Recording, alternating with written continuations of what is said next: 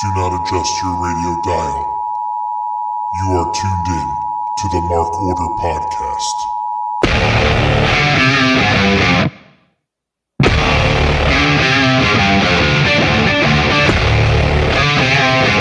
Join the Mark Order.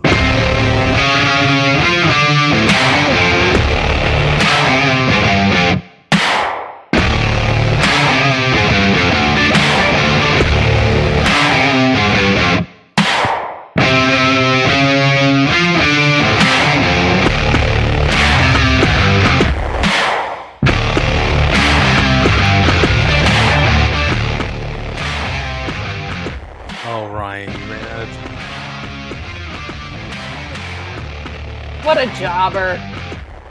Come on, man. Put no previous thought into this? Repeating? No. What are you talking about repeating? I thought you thought about that all day. There's a lot of planning. Who is that? Schnitsky? I can't even see. The screen's so small. Jesse and Festus. Jesse and Festus. My goodness. I have really no idea reaching. who either of them are. Well, you do know who the one is. I know I've What's heard of his name? Festus, but I can't tell you I've actually seen any Festus. Oh, you've seen him, just not as Festus. Who was Festivus? Oh no, who is he? He still wrestles for Impact. He's wrestled for WWE again. He's wrestled in AEW.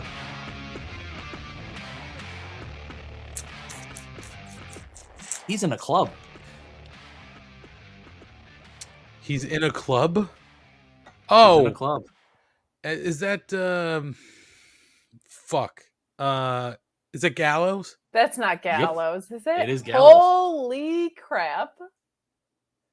Yeah, Not is the in a gimmicky- millionaires. yeah, slim down Yeah, and it finally doesn't have to act like that, guys. But and got more tattoos, I guess. I think it's nice that they're holding hands. That's my That's just daddy sweet. dangly. the Festus character was would be problematic to say the least nowadays. He had special needs, correct? Yes. There you go, Kate. I have Hence so the much face he's making. to learn. We should probably say this is it's Wednesday night. You know what that means. It's the Mark Order Podcast here on the Shining Wizards Network. Maybe? I don't know. We don't even know anymore. Till the PC police comes along and busts it up. It's way too early to be talking PC police. We're, It's never too early. we're not too even early. 5 minutes in and we're Yeah, talking and it's PC police. Look, they are constantly knocking at my door. I don't know about you. That sounds like a personal problem. Kind of is. You better They don't start. sleep. Why should we? You better Exactly. start not recognizing pronouns. You better start protesting this, whatever they're calling it, Pride, quote unquote, month. You know, the PC police aren't for that, okay? They are not. So And if Wait, you feel that way, aren't the I PC got a few police for podcasts that? you can listen to. No, why would the PC police be for because the the Pride? Yeah, no. I'm right on this one. The PC police come at you if you're not PC. So if you don't know people's pronouns, if you're not Who gives a celebrating shit? Pride- You get what I'm saying, right? I will say, whenever we have PC police discussion, which is frequent, I always think of the PC police from South Park.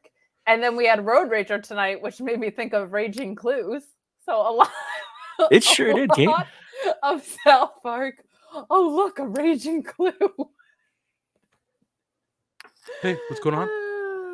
I'm PC principal. Okay. You do a good PC principal. You really do. Watch a lot of South Park. Somebody's been hanging out with the PC police. No. So it's the Mark Order Podcast. This is episode 64. When I'm 64. Oh my gosh. Guess what happens in 5 weeks, guys? What? It's episode 69. Nice. I wasn't even thinking like that. I should have been. Jesus Christ. Oh, I This got it show- right away, but I just went with Nice. count on my fingers. No, I I gotta honestly say- really was like, no, what is Nice. 5 weeks from now? I'm gonna ask all this on air because I know it's not a capability, but Uh-huh. there is no capability on this to flip our screens, right? So that one of us is one way and one of us is the other. Not to my knowledge. Damn. Let's see. Can I? No, I can kick out of the studio. We can ban people.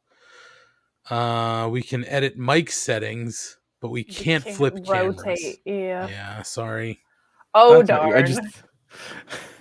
Just how stupid that would be for the 69th we did that. Yo, wrestling fans are weird enough. We don't need to invite any weird shit. 69 me Don. 69. Hey, we would be nice and keep you out of it. It would be a me and Ant thing. That's still, you're gonna still get weirdos, but you guys would monetize off OnlyFans.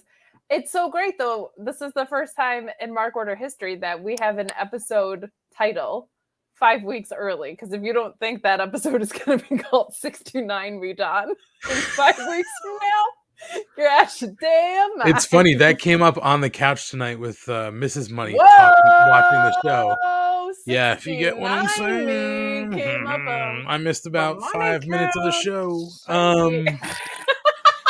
Oh, why'd you miss the 4.5 minutes otherwise? Cuddling. Oh, poor Mrs. Money. This is why she's always thirsting after Tony Nese. Yeah.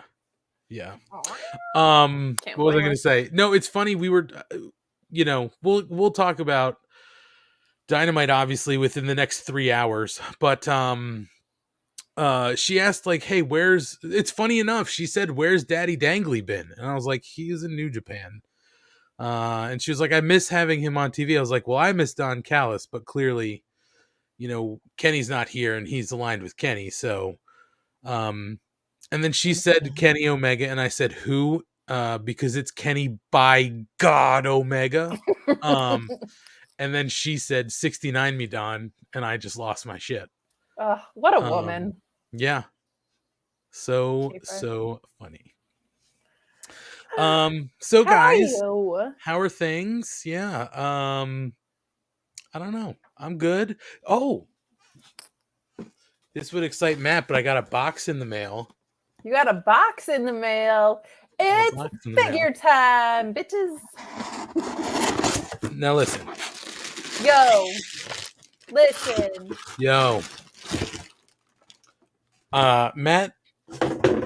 Matt sent me a link to the Pro Wrestling Tees Kenny Omega exclusive. This is Millionaire Matt you're talking about? Yeah, of course. I just Who like else? to be specific. He's Millionaire. It's what is it? 1 of 3,000. And we were lucky enough because Matt sent me a link to it way late, and I was in line, and I was like 1,200,000 something in line. Like, it was crazy. And I had to wait like 10 minutes before it let me in to be able to buy it, and I still got it. So we were both lucky enough to get it. I'm assuming Millionaire Matt got his. Of course he did. He said he, I'm assuming he said he got it. I'm just saying, I guess he might have got it in the mail as well. We'll never know. He never I comes got and hangs out anymore. Yeah, he's hanging out, fist pumping in Hoboken. Yeah, he is. That's it. So, and I heard your son, Baby Money, is quite a handful because he's this many now. He is. He did have a birthday. Good day for him. He got his Nintendo he's been thirsting for. Hey. So he got a little switcheroo. So he's been playing a lot of Kirby. Hell yeah. He's getting better every day. We would play Smash Brothers all the time in college, and I never had video games growing up. So my whole strategy was to be Kirby and just turn myself into a rock while everybody beat themselves up. And I would always make it to the final 2 and then just get yeeted somewhere. So I have a special attachment to Kirby. Yeah. I don't know where he saw Kirby, because we didn't have it for any other system. But he saw Kirby somewhere, and he was like, Dad, can we get Kirby? And I was like, we don't have the Nintendo, bud. And that's what I was like, now I got to get him this Nintendo. Yeah. So me and Mrs. Money got him his Nintendo and Kirby, and he's happy as shit. Switch is a great system for kids. I got it for my nephews years back, and they have the most friendly games for kids. Yeah, and there's their online catalog has like all the old games too. Yep. So, he has, we got him 2 games just to get him going. He's got the Kirby, and then we got him Mario Kart because he loves Mario Kart. So Just FYI, Mario Kart has a auto drive feature if you need it, right? yeah, no, he drives. He's not Oh, I know, but it prevents you great. from falling off and stuff. So just a Yeah. lesson I learned. Yeah. He stays on most of the time, but then every once in a while he'll turn himself. Honestly, most of the time he just does the time trials. So there's like he's not racing against anybody. Smart. But we got that, and then Mrs. Money. So Mrs. Money, for a while I was saying maybe we should get a Switch because she wanted to play Animal Crossing. So when we were getting the games and stuff, I got her Animal Crossing as well. So she's been playing Animal Crossing. Like she was playing tonight for a little bit while we were watching Dynamite, and sitting in bed playing the Animal Crossing. That does nothing for me. I think I have to get the Metroid. I heard great things about because it's like Metroid and zombies. Now, if you want a challenge here, Ant, get 2 other people to play Smash Brothers that you have to beat while still somehow trying not to beat your son. Because I've had to play my one nephew with my other 2 nephews playing, but I needed the youngest to win because he never gets to win. So I had to eliminate them while not eliminating him. And in Smash Brothers, that's not easy. Oh my God, I never thought I would be clamoring for figure talk. No, just kidding. Kate just has nothing to contribute. She's bored. I really don't. I really don't. But I also didn't want to skate past the breaking news in the chat that not if you're going where I think you're going to the school note. Yeah, that's where I was going next. Okay. So beyond the birthday, it is graduation week for Baby Money. He's graduating preschool, so it's a big week. Today was doubly exciting because it was school dance day and Father's Day celebration at school. Yes, Kate. Did he dance with his girlfriend? Well, Kate, there's been an interesting turn of events because the girl who sent him home the picture with the XO and the hearts, not his girlfriend anymore. She's moved on. However, he has expressed some interest in another young girl in his class. I'm not giving any names, not like, but I'm not giving any names. Give us names of the children. Dox these children. So, oh no. So he's expressed interest in another girl, and all Mrs. Money and I have been telling him is that's nice, and we said just hey man, like no fighting with them, like because he said something like, well, she says she's this other guy's boyfriend. We just said, hey man, she'll choose whatever. You just you sit back and they'll come to you, right? Good parenting. We don't need preschool Temptation Island happening. No. Let it go. So we're walking into school today. I dropped him off. And we go past the room where they have their activity room and where the dance was going to happen. And they had like a little balloon, arch, right? And they had some decorations up, and that was partially for the Father's Day thing too. But I said, hey bud, that's where your dance is going to be. It looks really great. And he goes, yeah, looks like it's going to be pretty romantic. Okay. So we get in the elevator to go upstairs, and I said, well, just have fun and dance with your friends today. He said, I'm going to dance with my girlfriend. And I said, that's nice, bud, but just be sure to dance with everybody. You're all friends. Dance with everybody. And he said, I'm going to dance like this. And he had me spin him. And I said, great, buddy. Just have fun and behave yourself. So come back home. I start working. And they had, they have like cameras you can watch at school to make sure like your kids aren't, nothing weird's going on. So, I totally forgot about it because you can only have one person with access to this camera. So Mrs. Money has it. And I was on some phone calls and stuff. So they were telling you, hey, at this time, log in and you can watch the dance. You can see them having fun. So Mrs. Money logs in and she's watching. And I go down, I don't know, maybe a half hour after this dance ends. And I said, hey, how was the dance? And she said, it was great. And she goes, you want to see some pictures? And I said, well, you're not supposed to take pictures. They can see if you're screen capping. She goes, no. I had it on the computer and I took some photos, and she showed me 3 photos. Okay. And I'm going to do a little, I'll explain it to the people, but for Kate and Ryan, I'm going to use my hands as if, this is Anthony and the other young lady, sitting side by side. Right. So she shows me one picture. It's them sitting like this, with space between them.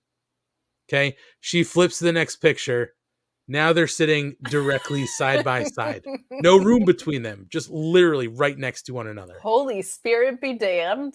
The third picture, she has her arm around him. Did she yawn and reach? Do we know? Did she? I don't know. But that's the third picture. And then Gina had one more picture from a different time. And they were, like holding hands and dancing with each other.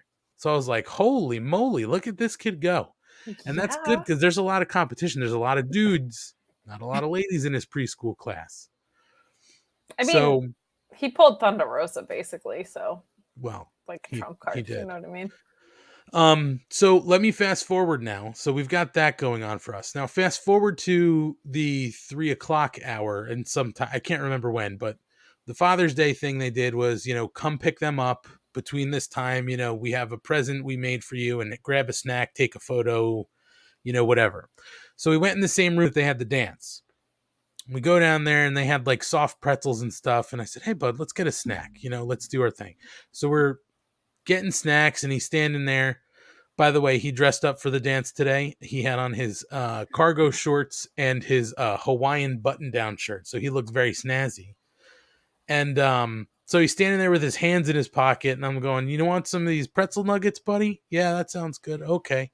So I'm putting them on a plate for him. And all of a sudden, I just hear, Anthony! And I look, and it's this little girl coming in with her dad. She runs up to him and hugs him.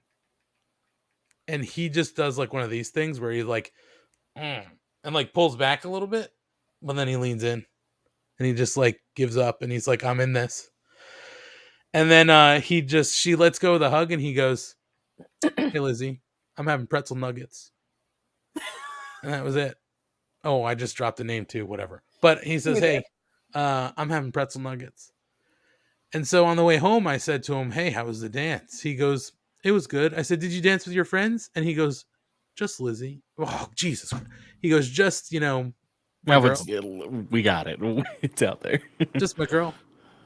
And so when he gets home, Nan and Mrs. Money are asking him about it.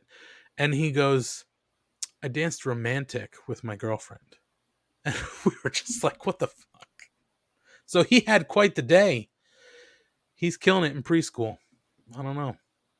I'm picturing if this were like a TV show, Mrs. Money would have logged on to look at one point and just seen these kids doing these obscene dances and like if this were like a sitcom where these kids learn things they shouldn't. So I'm very happy to learn that the romantic style was still just the old school holding hands apart from each other. Yes, he just took romantic as I'm dancing with a young girl. I'm dancing with one of these. He's a player. These girls. Yeah.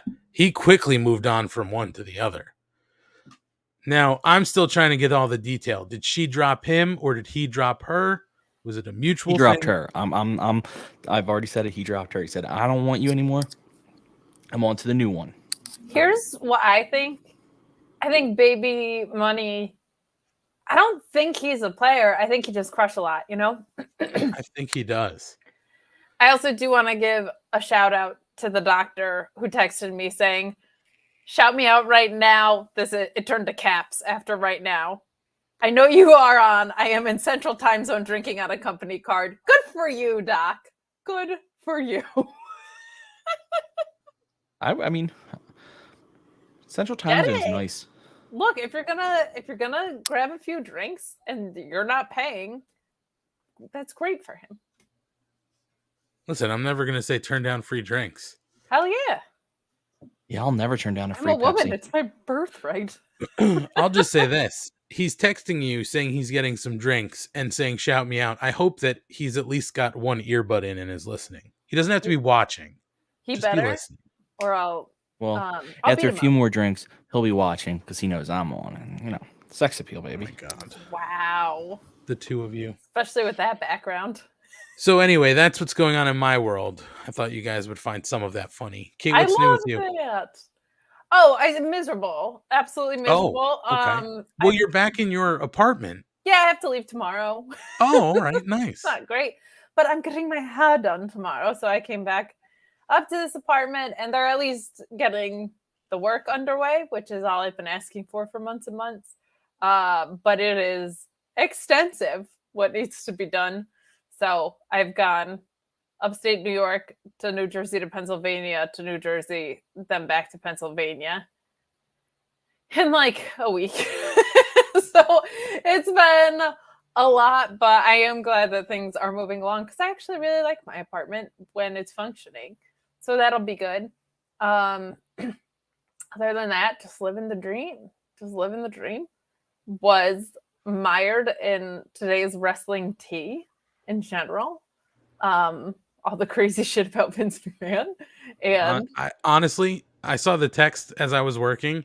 I agree with Matt. I have no interest in talking about it. If you guys want to talk about it, I will sit We'll back talk and about it listen. because I do think it's actually more relevant than you two give it credit for. I don't give two shits about it. And that's not me shit talking. I just don't care. It is. I wouldn't have cared if it was any other place but the Wall Street Journal. I mean, no, I agree. It's newsworthy because it's hitting major you guys news sources. are not fun. You shouldn't care because it's important. You should be caring because it is tea. Oh, I love tea. I'm not complaining about that. Thank I'll go you. right in on the tea. I I am tea. disappointed that we didn't get a Max Caster rap about it. Caster rap. Is he on Rampage? Today. I don't know. Yes, he is. Yeah. Well, then we'll get one. You would have to assume it would be approved. Yeah, he's going to have to run that one by because that's going to be... It'll be a passing reference. But anyway, I just find it incredible that they cut like 175 people because of budget cuts and he stowed $3 million away for a hush fund. But all right. We can get into it later. But between that and then the Jeff Hardy details and everything, news and notes will be interesting later. We certainly have things to discuss in news and notes between Jeff Hardy and TR. Oh, boy. And all sorts of fun stuff. Do, but beyond that, Kate, I'm glad that they're working on your apartment. That's half the battle. Me too. And once it's finally done, I'm inviting you fellas and some other friends. I really want to go to Somerset Patriots game real bad. And I want to have a fun little time on my porch beforehand. And we're going to take a field trip and it's going to be great. So I'll Can we get a when I giant van with the Mark Order symbol on it? oh my gosh, or just like rent a school bus with it on the side. It's like 7 minutes from my apartment, literally. let's buy a school bus. All right, we've got Millionaire Matt and AntMoney. It's true. We can buy a school bus. We can convert it to a mobile studio, and we can wrap that sumbitch with our branding. Can we go on tour? I would certainly love to if I get paid. Follow AEW around in the school bus, and we do the podcast from the parking lot. Listen, I already did that in the pandemic, Ryan. Thank you. Some of us. Well, you did that, but you didn't do it from a school bus in the parking lot. No, I had full access. I was there. Kate can. We're going to offer prove that it. Ryan comes anyway and he won't go. And then Yeah, he'll blame it on us. It's loaded. It's We loaded. know how Crap this gimmick. Your biggest it's- contribution is when you're not on screen. Okay? Just like. No, that's not true, Ryan. Don't do it. I love when you're on screen. That's not joking. Because I hate when I can't see you. Because I don't know when you're going to talk. Oh, you should have just left the first part. That was real Nope. sweet. I had to clarify. I hate when you're gone. I miss Well, your actually, I don't face. blame him because if you're looking at the comments, I believe we have Ravishing Ryan Schlong by Mike Stop it. Pearson. I'm here for Sexy Schlong, y'all, from Marky Mark Stop Kayfabe. going into business for yourself. My You're goodness. disgusting. If I don't, who will? Nobody has to go into business for themselves. But no one will go into business for we me. are We're a faction. literally a mark order. Okay. We are in order. There's an order here. There's a literal order. There are numbers. Millionaire Matt is 1. Kate I is was number 2. 2 because she's shit. I'm 3 The because shit. I'm the 3rd. No, I didn't say the shit. I'm saying it, and it was also Mm. Derek Jeter's number. So suck I am it. 69 because I am the No, Schlong. no. You are You will be in 4. 5 weeks, buddy. 5 weeks from now, we will all be 69 and here on the Mark Order podcast. Oh my gosh. Tune in. I love and- still was having that? the humor of like In a 13-year-old 25 boy. In the 25th minute, do. somebody tagged that in the 25th minute. We have No, Kate saying, please don't. we got to cut that out. We really do. I really do one day have to just go and sift through the first 40 minutes of this show and just start pulling clips out of. We could ruin Kate with the supercut of things we've had her say on here. I mean, just shouting that I would fuck Peter Avalon is probably a good start. It was, to me, it wasn't just the shouting, it was the hand motion too, because it was like a firm, I'm going to fuck Peter Avalon. It did make its way to Peter Avalon, and because of reasons we still don't know why, we couldn't get PPA to give us makeover tips. But It's true. it is what it is. Schlong, what have you been up to, pal? Let me think. Philly's got a new manager or an interim And they've been manager. doing well. Yeah. So I don't know how a manager impacts baseball that much, but apparently in this case he did something. I think he said to the guys, you know what? That last guy was telling you not to hit the ball. Hit the ball. You should do it. Yeah. It's changed everything. Hey, when it comes over the plate, swing and hit it. They didn't think of that before, so now suddenly they're okay. Bold strategy, Cotton. I will say this weekend I was entertaining my nephews because my sister was going out to dinner for her anniversary or something, and so like my parents needed help, so they asked me to entertain my nephews because they're 12, 10, and 8. So at one point I was trying to get 3 different kids to understand which video game they're playing and help them progress through each video game. It was a skill. I had Spider-Man on PS5, I had Fortnite on a PC, and I had someone on my Switch. I was like, what the hell am I doing here?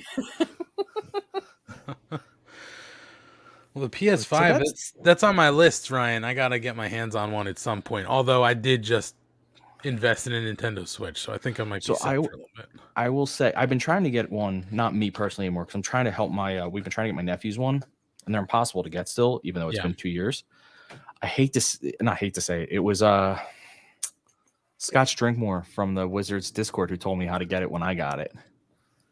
There was a loophole in the a glitch in the Walmart thing where if you just kept pressing buy now in between like their releases, they didn't reset you, so somehow you got to be like right in the line if you just kept pressing the button. They've since fixed that glitch, but yeah, to be honest, I'm in no rush. Like I'm just I'm at the point where it's like I don't want to buy any games for the 4 that are also on the 5.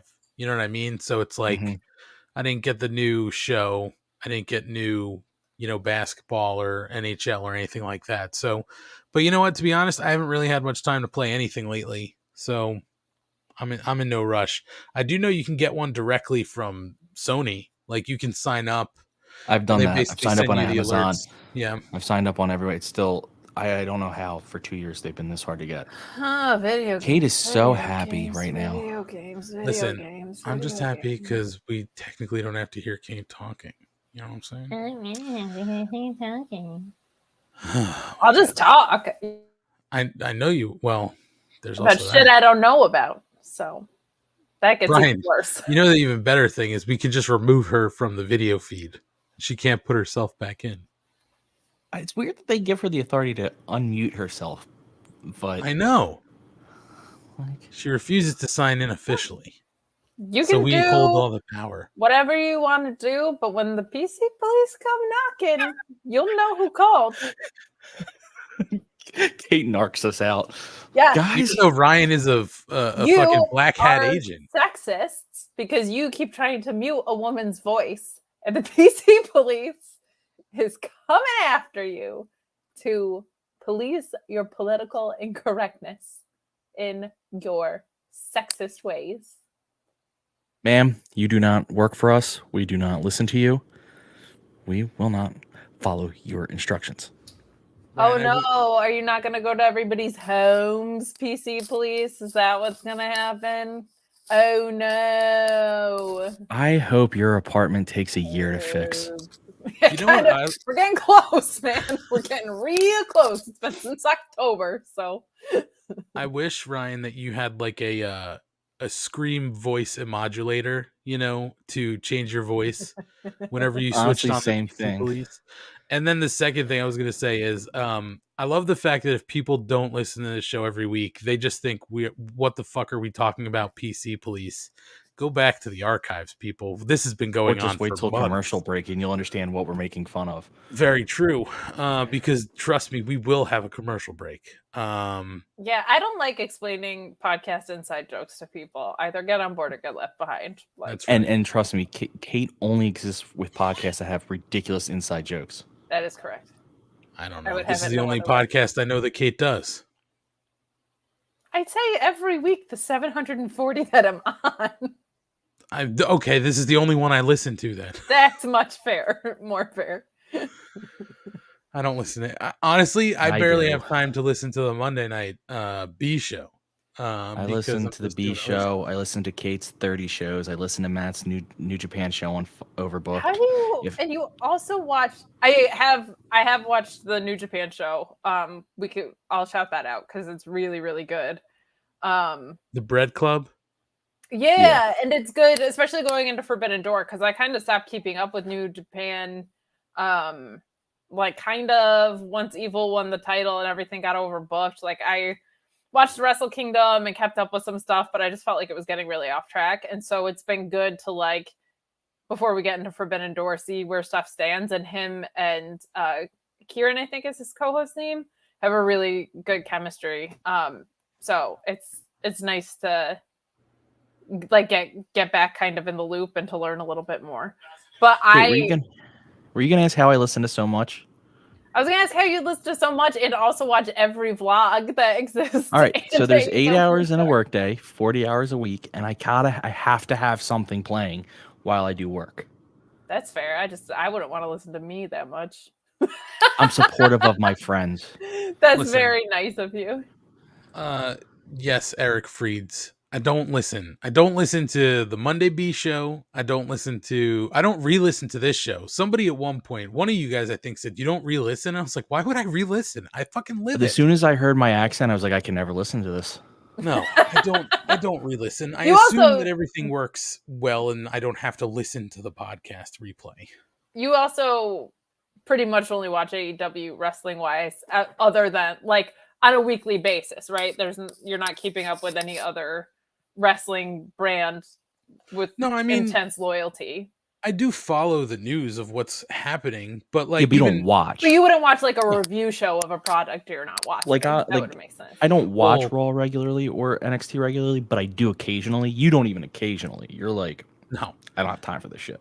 I don't. Monday nights, Tuesday nights, those are free nights, baby. The fact and Fridays, I am when I'm home at 10 o'clock, I'm watching TNT. But I can't waste my time on shit I don't care about. Dynamite. You're watching but- TBS actually. Well, on Wednesday nights I am. Oh, did you say Friday? Yeah, My I bad. said Friday. My bad. It's Friday night. But even in an Mood 8-hour is right. workday, even stuff I want to listen to, I don't get a chance to all the time. So apologies. I mean, I would listen if I gave like the New Japan show, the bread. First of all, why is this at the Bread Club? Can somebody explain that to me? Because Kojima and his love for bread. Oh, okay. Have you done? It's amazing. I'll see like tweets in Japanese characters, and I don't know anything. But when you hit the translate button, he's usually like, "So thankful for this match, and also I love bread." It's the best thing ever. Very weird. It's so good. No, and that's the other thing too. I spend like zero time on Twitter, so I miss everything. You don't miss much. The only time I go on is if like there's something that's happening and I can find the news quickly. That's how I'll sometimes go, but I don't Unless somebody tags me in something, I'm not really going on. That's I'm fair. sure not handling the Mark Order Pod Twitter. There's not enough time in the day to do that. Gotta be doing multiple things. My brain requires it. I just Tell me have about it. too much other shit going on. So thank you, Schlong, for dealing with that. Well, the lack of kid Thank makes it a you, little bit easier Schlong. for me. Thank It's not you, even that. Schlong. Even during the workday when there's no kid around, I just Yeah, don't. you work way too hard. I mean, but I'm working. I can't. If I focus on one thing for too long, I stop doing that thing properly. Yeah, I get that. I need something on in the background too. I do have stuff on in the background, but usually I'm on the phone, so I turn it, I turn it down or turn it off.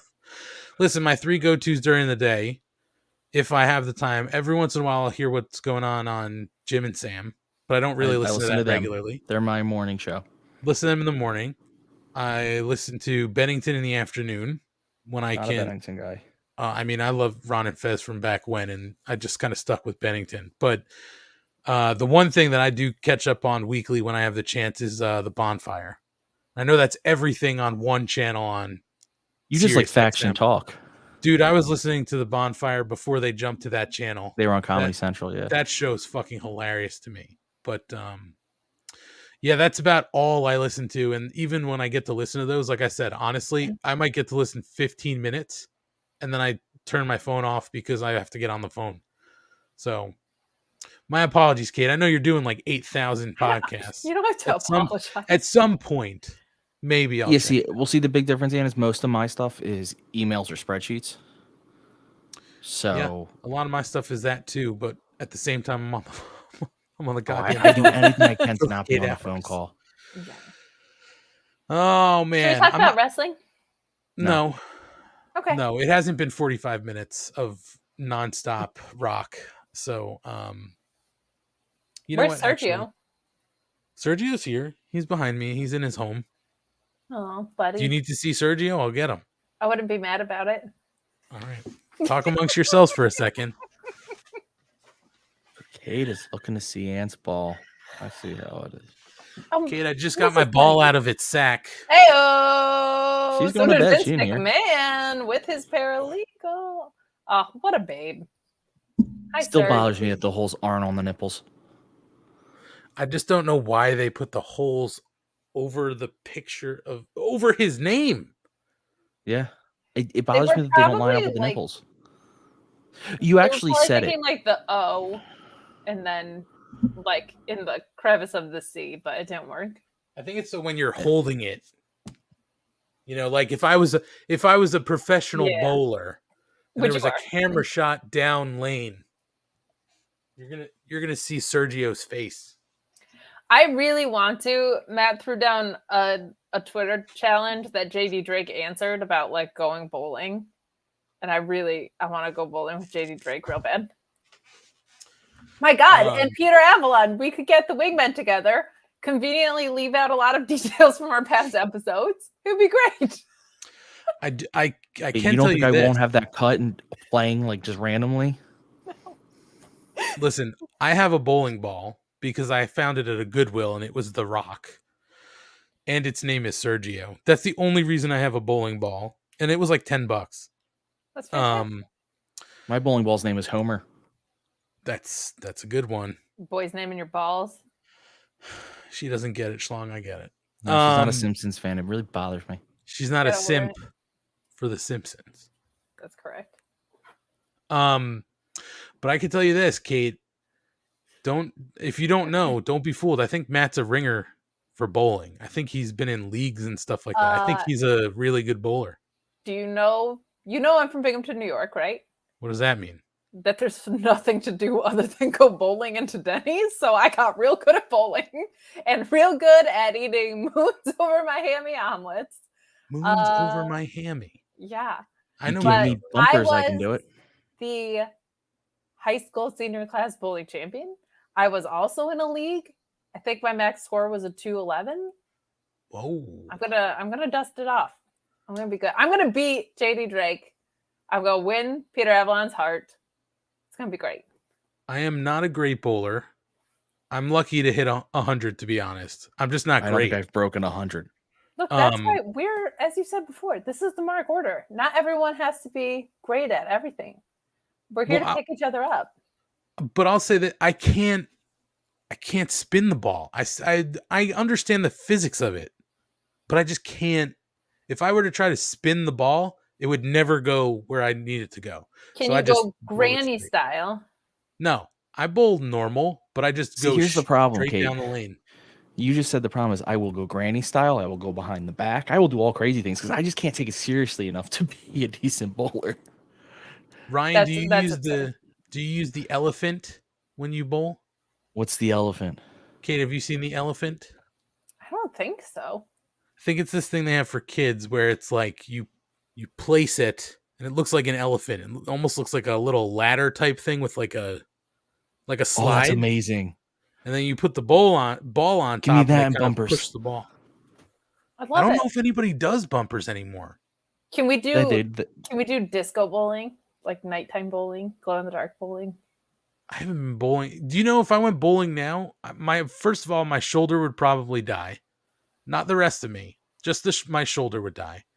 And I'd probably be sore for 5 days. Well, I'll go you gotta bowling. you gotta get tuned up then. What about mini golf? Where do you stand on mini golf? Fine with mini golf. Okay. That doesn't take a whole lot of effort. It does not. Like regular golf. Yeah, that's a lot. Once again, my serious level there just does not line But up you for me can't to take be that good. actually I for I a don't long regular time golf. really wanted to go mini golfing, but like have a caddy and like commentators and take it real seriously, like line up my shots and measure the wind and shit. I thought that would be so much fun. Oh my god. We're not going mini golfing. I can't do Yes, we are. regular golf, Ant. I've Guys, never been regular golfing. It seems like a good idea to me, but I know within, I don't know, 15 minutes I'd be so angry that I'd break everything in my bag. So I have not regular golf. The closest thing I've done to it is like a pitch and putt, but even that's annoying to me. I'm putting a couple things on your radar. One, friend of the show, Asian Joe, is going to be visiting in October. So we're going to have a field trip at that point because we got to meet Asian Joe. Great friend of the show.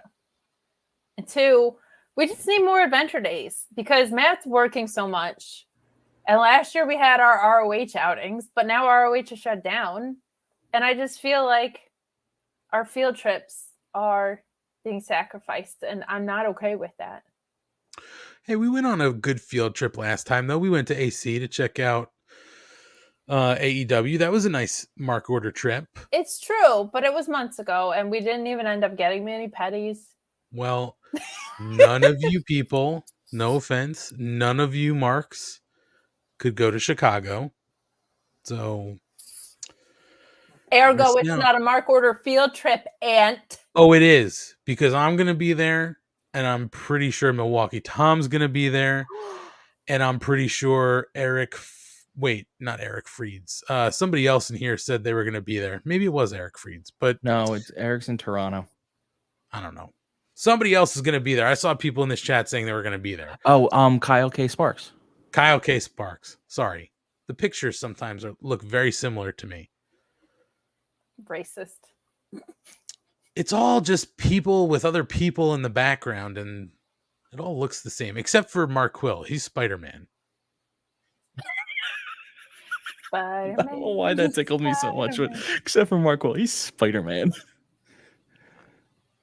Kyle K. Sparks will be there. Want to hear my Spider-Man joke? Sure. I heard this, but yes. Wait, I don't know if I can remember it. Why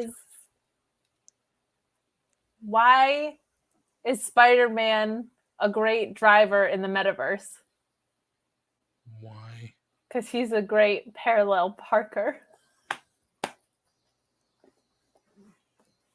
We can talk about wrestling now. I literally heard you tell that on Sour Graps. That's how I knew where it was going. I found it on TikTok and I've told everyone I know.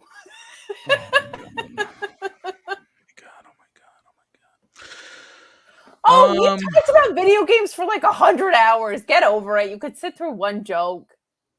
That was just terrible. Eric Freeds likes it. And I'm here to pop him, not you. Whoa. You hear that, Eric Freeds? You're getting popped, pal. I got Good for I got you. I got a little sassy. Sorry. Good for you. PC, please, breathing down my neck all the time. I don't know why Eric Freeds is so excited. He says Danny Roos is going. Yeah, apparently Danny Magic now. Yeah, he'll be there. But I think Eric Freeds is the only one who's excited about that. And I'm going with him. Just make sure you go in the right direction, Ant. That's all I can say. Oh, Are you guys driving? So, I still don't know how I'm getting there. I have to get through this week, and then I'll hopefully have an idea of how I'm going. Chances that Isn't I'm it in flying, 2 weeks? slim to none.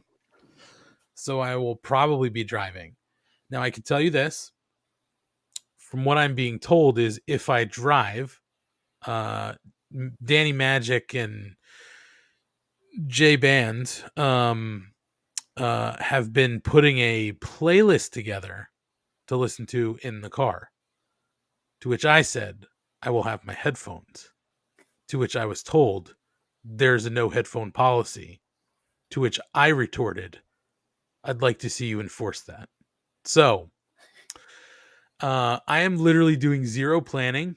I'm very slow to respond to all of the texts that I'm getting about, hey, is this a good place to stay? I'm like, how many times do I have to tell you? Just tell me where I'm supposed to be and when. I literally want to do nothing. I don't want to plan. I don't want to do anything. I'll spend whatever money I need to spend. Don't put me in a flea bag. Just tell me where to be and who I owe money to, and I'll be there. So I literally don't know anything about Chicago. I'll be there for you. I know we're going to a White Sox game. Hell yeah. Which is great. I haven't been to Comerica, Yes, Insurance Rate Guaranteed Field, whatever bullshit name it is now. Insurance Cellular. Yeah, I can't Field. keep track of that. But yeah, I don't even know who they're playing. Comiskey. But It's Comiskey. yeah. Joe Walsh in Indiana has a buddy who's got season tickets, so I think we're taking those tickets for the day, and then we'll get to hang out. I think Milwaukee Tom is also going to be there, but we're Hell yeah. We had our own thing planned because we haven't seen Joe Walsh in years at this point. In years. Joe Walsh? I haven't heard that name in years. Not of the Eagles. Somebody asked that last week. Of the Eagles? No. That's upsetting. Yeah. You don't have confirmation it's not. Maybe he is. No, I do. I know who that is.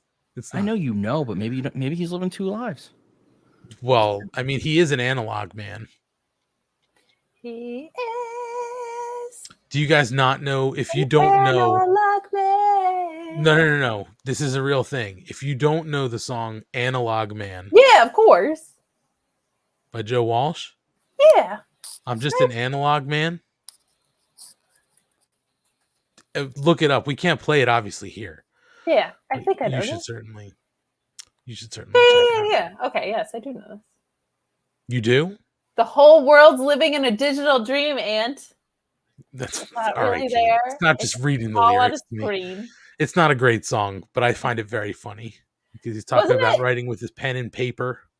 Yeah, didn't they talk about this in the documentary, or did I make that up? Honestly, I don't remember. Was a documentary? There is an Eagles documentary. It's like 8 hours long, but it's really good. Hi, Tony. Shows you what complete pricks fucking Don Henley and Glenn Fry were. But boy, they were shrewd with their business. Yeah. All right, guys, we hit the 45. We hit the 45-minute mark. We can talk about wrestling now. I know.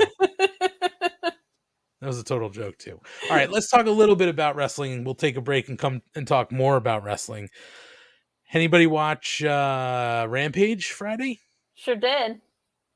Well, Kate, you saw your boy toy Eddie Kingston defeat Jake Hager. A couple spinning back fists put him down. What'd you think about that? He's just a sexy boy. Jake Hager's there, so the match was fine. This whole episode of Rampage, I was like, it happened. Like, it was pretty good. It had great matches, nothing consequential. Jake Hager is just like human ambient to me. Like, he does nothing for me. Though his Sports Entertainer UFC tights I thought were very fun. They were like pink tiger stripes. Yes. And the match was fine, but yeah, of course, anytime Eddie Kingston's on my screen, I'm a happy gal. Well, I knew you'd be happy with that. We did see the debut for Satnam Singh. Yes. Satnam Singh and Jay Lethal defeated Davey Vega and Matt Fitchett. I'll say this, guys. Now, Satnam Singh, I don't have anything great. He's not an amazing wrestler, but I was very impressed with how he moved. Because a lot of times these big dudes just really can't move. And he can move. Crossbody looked okay. Yeah, I mean, he basically did one move. It was like a crossbody type thing. What more do you need? Exactly. And he didn't look lost in the ring. I think debut a guy that size, what you're looking for is like, please just don't look lost in the ring. And then Lethal hit the lethal injection or whatever. And that was, for a debut, all you could ask of someone. You know, he's not Bryan Danielson. He's never going to be. But like, refreshing to see a big dude do his thing. Like, and it looked fine. They didn't overdo anything. Get in, get out. I'll take it. Yeah. I mean, Schlong, did you have a problem? I mean, I knew we weren't going to get like a 20-minute, match, but I mean, what more do you need here? You just need him to toss these little guys around and not look like an idiot. So, no, I had no problems with the match itself. I mean, he moves, like you said, he moves way better than I could have hoped for, which means that if they can teach him any bit of decent wrestling, he's going to be fun to watch because you're that big. If I wanted to be negative, and I'm not normally this way, I'm not even going to be negative, but if I wanted to be, because I guess the one thing about AEW, it's where, I guess, let me rephrase that. It all depends on what happens with ROH. Because to me, he'd be perfect for an ROH reboot where you kind of build it. Like, he won't have the time on. Fuck you, Kate. He won't have the time. Son of a bitch. I heard it and I saw it, Kate, and I wasn't gonna say it. I will. I'm a pisser. I also love how it just Ryan can't let it go. Just He halted. just Just halted. Just gotta plow through it, Ryan, and it will never stop. No. So if he won't have the time on AEW to develop into like a quality wrestler. They just won't. There's too much quality there already to give that to him. So he's gonna need an ROH to go and put in matches. However, for what they have him doing right now, perfectly fine. He's a big guy. He moves well enough that I'm not like, what the hell is going on? He's believable. When you have like some of these big guys that can't move, they don't become believable because it's like, yeah, they have size, but they can't get to the person they're trying to hurt. Yeah. He still moves like a basketball player. Yeah, I think it's going to take time for him to get, comfortable being in there all the time, but he really isn't going to need to do much of anything. Again, he's just got to be there, be big, and throw people around. No, I don't. The other thing, Ryan, is I think I agree with you. Like, he could be perfect in Ring of Honor. And I think that we're at a little bit of a stalemate with some of these guys because they are going to be part of Ring of Honor, but there's just nothing there yet. Well, in the opening feud with him being with Samoa Joe, who has the TV title, that feels like they're heading in that direction, in my opinion. Yeah. I mean, that's where they're going. I think they're just waiting to get Ring of Honor going. And I don't know, nobody really knows where it stands yet. Everybody's sort of, I think, still waiting on what's going to happen. Yeah. By the way, if anybody is following the hockey game, Colorado just won in overtime 4-3. I mean, like a minute into overtime. So Colorado's cheering for Colorado. Beast. I don't know. I'd like to see Tampa win 3 in a row. I know like the past couple seasons were crazy, but a new dynasty would be fantastic. I'm tired of hearing about the fucking Islanders. All of my favorite topics. No, just kidding. Anywho. Video games and figures and hockey. Woohoo. Let's move on to soccer next. Hey, listen. The U.S. had a barn burner yesterday in the CONCACAF. It was a 1-1 tie, Kate. Scored in extra time. Who could possibly 2 red cards. Oh my God. Not red cards. Do you know what a red card is, Kate? Yes. Do you? Yeah, penalties. What kind of penalty? Pulled out of the game, right? All right. We'll give it to her. And I think it might be a 1-game suspension as well after. Depends on the rules, but yeah. Well, now I'm mad because I'm intrigued. What happened with the red cards? Oh, I don't know. It was 2 penalty calls that they just, I don't know. Anyway, it wasn't like they beat each other up or anything. no, they just called it a tough slide tackle or soccer, something. Kate. They don't ever beat each other up. Well, they sell like usually they they just fall over and pretend They sell more than wrestlers. Yeah. Like Shawn Michaels versus Hogan selling in soccer. Sell more than Thunder Rosa. Oh no. Oh no. We'll talk about it. Yeah, so I think we're just sort of at a stalemate to close loop on that, Ryan. I think once we get Ring of Honor figured out, and who knows, maybe they're trying to do that with Turner, with the new sort of, powers that be at Turner. Maybe they're trying to work something out and see if there's a way to have some sort of Ring of Honor on television somewhere in some sort of capacity, or put it on a streamer. Who knows? I'm intrigued to see where it gets rebooted. Yes, the reboot should be interesting. Let's see. Oh boy. Now we're just down to the two of us. It's just the two of us, right? Oh, no, hi, Kate. You stinker. I brought it back, but I just Oh no, you pulled me off the street. I sounded like I Family Guy. No, like what's his name from Forgetting Sarah Marshall? I don't know. I like that movie, but I don't know, Kate. Russell Brand in it. I hate Russell Brand. Oh no. Yeah, I don't remember his character's name. Oh my goodness. All right, moving on to Dynamite. We did get a Hookhausen interview. Guys, they bought new cars after their big tag team win. So that was fantastic. Hook looks great behind the wheel. That's all I know. Chris Statlander defeated Red Velvet. I'm telling you guys, I get what we're doing, and we will talk about the title picture when we get into the next part of the show. But boy, Chris Statlander needs a push to that title. No pun intended. She needs a push stat. Like your puns, you coward. No, it's not intended, but they certainly do. They need to push her up into the main picture. I mean, I get what they're doing with the baddies, and that's fine. But Chris Statlander can be so valuable in a main feud. So I don't know what they're doing with this. I do know what they're doing with this, with the baddies and with Chris Stat and Anna Jay and Athena. But am I crazy here, guys? Like, Chris Stat looked really good in this match. I don't understand why they won't push her all the way up. And one of Velvet's better matches too. I think she was a little less acrobatic and a little more submission focused and grounded. I think she stirred it up to an appropriate temperature here, but yeah, they need to strike while the iron's hot. Like, I think the plan was consistency, not temperature, whatever. Okay. She looked a lot better in this match. Part of it was because Chris is really good. I think they need to not have Athena win this title, if that was the original plan. Like, they need to put the TBS title, I think, on Chris in a hurry, because my Tuesday night co-host said they're really good at their long-term storytelling. They're not always good at striking while the iron's hot. And this, I think, is a situation where they need to strike while the iron's hot.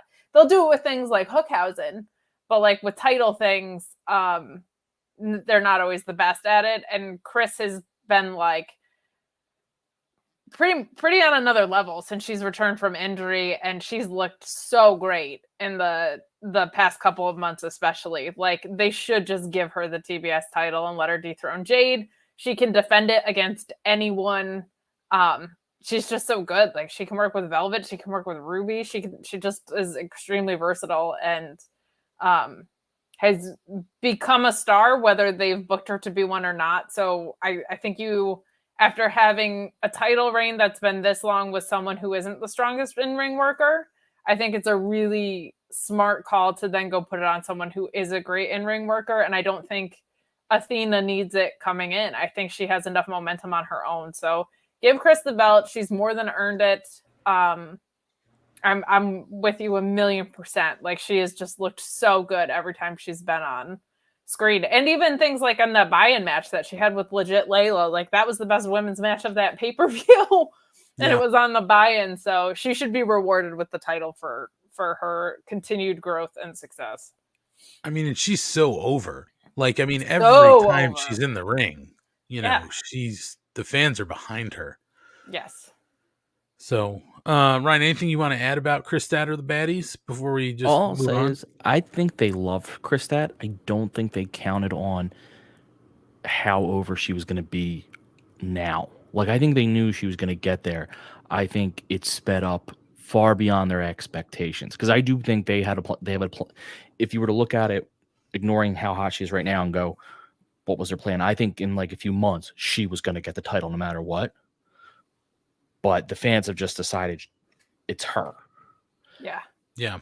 You do have to I think careful. they were going to have her work heel too. And that's just not an option anymore. Like, she's so over. I think they were like building up a strong heel to face Thunder Rosa. And that's not happening. Like, she is a face. Plain and simple. Yeah. Like, you want to root for this woman. It's going to be the one tough thing they're going to run into, though, is you're right. Athena doesn't necessarily need the title, but I don't also want her to lose that match. So you're going to have to tell that story in a way where she comes out still looking like either she's cheated in the match or something goes on, or she just never has it. Chris Statlander gets it before Athena ever gets her match. Only that way Athena can be like, I was never given my official shot, you know, and have her only because, like I said, you don't want to crush her coming in, but Stat is so, you can't deny what she is. She's over. Yeah, it's going to be interesting to see what they do here. I mean, I'm with Kate. I think the plan that they have is to give Athena that title, but it's just, how do you do that now? I mean, even when Chris was in the match, when she was thrown in the match for the Owen Cup, I mean, people wanted her to win. You know, I mean, and she wasn't even supposed to be in the tournament originally. Like, that's how far off they were with her. Like, wasn't even in the tournament. And people wanted her to win it. So, like, they've got to do a better job of tuning into their fan base about the women. Well, it's going to be interesting to see how this all plays out. All I know, like I said, I'm on board with pushing Chris Stat to the point of being the face somehow, you know, of the women's division at large. Whether that is at some point, you know, being the women's champion or the TNT champion, it's just gotta happen. You know, they have to make it happen. She really just, she's phenomenal, and she's over now. It's almost like in a different but similar way. It's kind of like with Eddie Kingston, how the fans were just like, hey, you're our fucking guy. Like, he's and I know I'm a mark for him, but he's kind of become like family to AEW. Actually, like, he's the most day one, not day one guy that they have there. And it's just like, to me, Chris is like the same thing, where they're just like, that's our girl. Like, we're I'll give you another now. one in the past that is not AEW, and that would be when Daniel Bryan. It's lower because it's not WrestleMania or anything, but when Daniel Bryan, basically the fans forced him to come into that match and become champ, when in reality, had Daniel Bryan not been around, people would have loved the Batista thing. Yeah. It's just fans sometimes decide that no matter who else is there and how much we may love that person, we've decided this is who we want. And in this case, it seems really apparent that they want. I was at that Royal Rumble, and that was one of the weirdest, most interesting live experiences I've ever had, because it was just like, I never thought a Rumble wouldn't matter, and it just didn't. but anyway, full agreement. Push the alien to the moon. and the other thing too is, you know, like I agree with you, Kate. And I don't remember, were Eddie and Chris both products of the pandemic? Eddie definitely was. Chris was there from the beginning, I think, but got injured. That's right. Okay. So I couldn't remember. She was off for a lot of the time, and then she came back in that like video game match. Which Yes. is fun. Yeah. But it's also great because it's not something that was like started ironically, right? And now people are catching Yes. up. Like it's just been organic. The fact that people have just gotten behind her and realized how good she is. And I think it's because there's nobody else in that women's division like her. She's big, she's strong, she's talented athletically in the ring. And I'm not saying they don't have other, big strong women, but she is maybe the best that they've got right now. So make it happen. That spot where she was climbing the stairs with Velvet on her back and just slammed her, like just power bombed. Nobody else in that division can do that. No. Nobody else. It kind of reminds me of in WWE, Bianca Belair can just physically do things that none of the other women can do there. And the other thing with Chris is she's gotten so much better. Like there was times where it felt like she was just a step off, or maybe she was so used to working intergender matches that she didn't feel comfortable with the size of someone like Red Velvet. She has grown so much in that. Like she has really turned the corner on some stuff that looked a little more stilted or sloppy. Like even her match with Britt at I think it was All Out, was fantastic. That was the best Britt's ever looked. She made Velvet look the best she's ever looked. Like she's continually giving people their best matches. That's someone you want holding a title. Yeah. Chris absolutely. Highlander's great. Yes, Chris Highlander. It wasn't Chris. What was it? It was Kristen Highlander. Was it Kristen? Kristen. So. Yeah, it was Kristen. Highland. Yeah. You're right. It was Chris. It was With Kristen. the big Yeah, head. that was so good. Anyway, to wrap up Rampage, the main event was Trent Beretta and FTR defeating Will Osprey and Aussie Open. I think a lot of people were surprised that Osprey and Aussie Open lost this match. But man, I just have to say this. Wasn't it such a pleasure to see Will Osprey on United States television? Like, my God, I think at that point, Mrs. Money had fallen asleep. It's late on a Friday night, after a long week. So she didn't get to see that, but tonight, and we'll talk about Osprey tonight, I was like, you should pay attention to Will Osprey. Like, he's fantastic. I mean, I think there were a number of people, this might have been their first exposure, and I thought it was a fantastic match. Yeah. Just a lot of fun. I mean, FTR's involved, Trent's involved, and then Osprey and Aussie Open. So how could this not be a good match? But I thought this was a lot of fun. A little surprising, well, maybe not so surprising that FTR and Trent won on Friday. But, Osprey looked good, didn't eat the pin, right? So it doesn't necessarily hurt him. And we're clearly lining him up for something at Forbidden Door. We'll talk about it. I thought this was really good. I was unfamiliar with the rest of Aussie Open, so that was cool to see. I thought Fletcher was really good in this. Everybody was speaking the same language. Like everybody was on the same page at all times about the style that they were wrestling and what they were doing. So I thought this main event was really fun. I was a little surprised by the booking, but I figured this story was going to keep going in some respect, so it didn't completely surprise me. But yeah, I found this to be quite an enjoyable main event of the Rampage.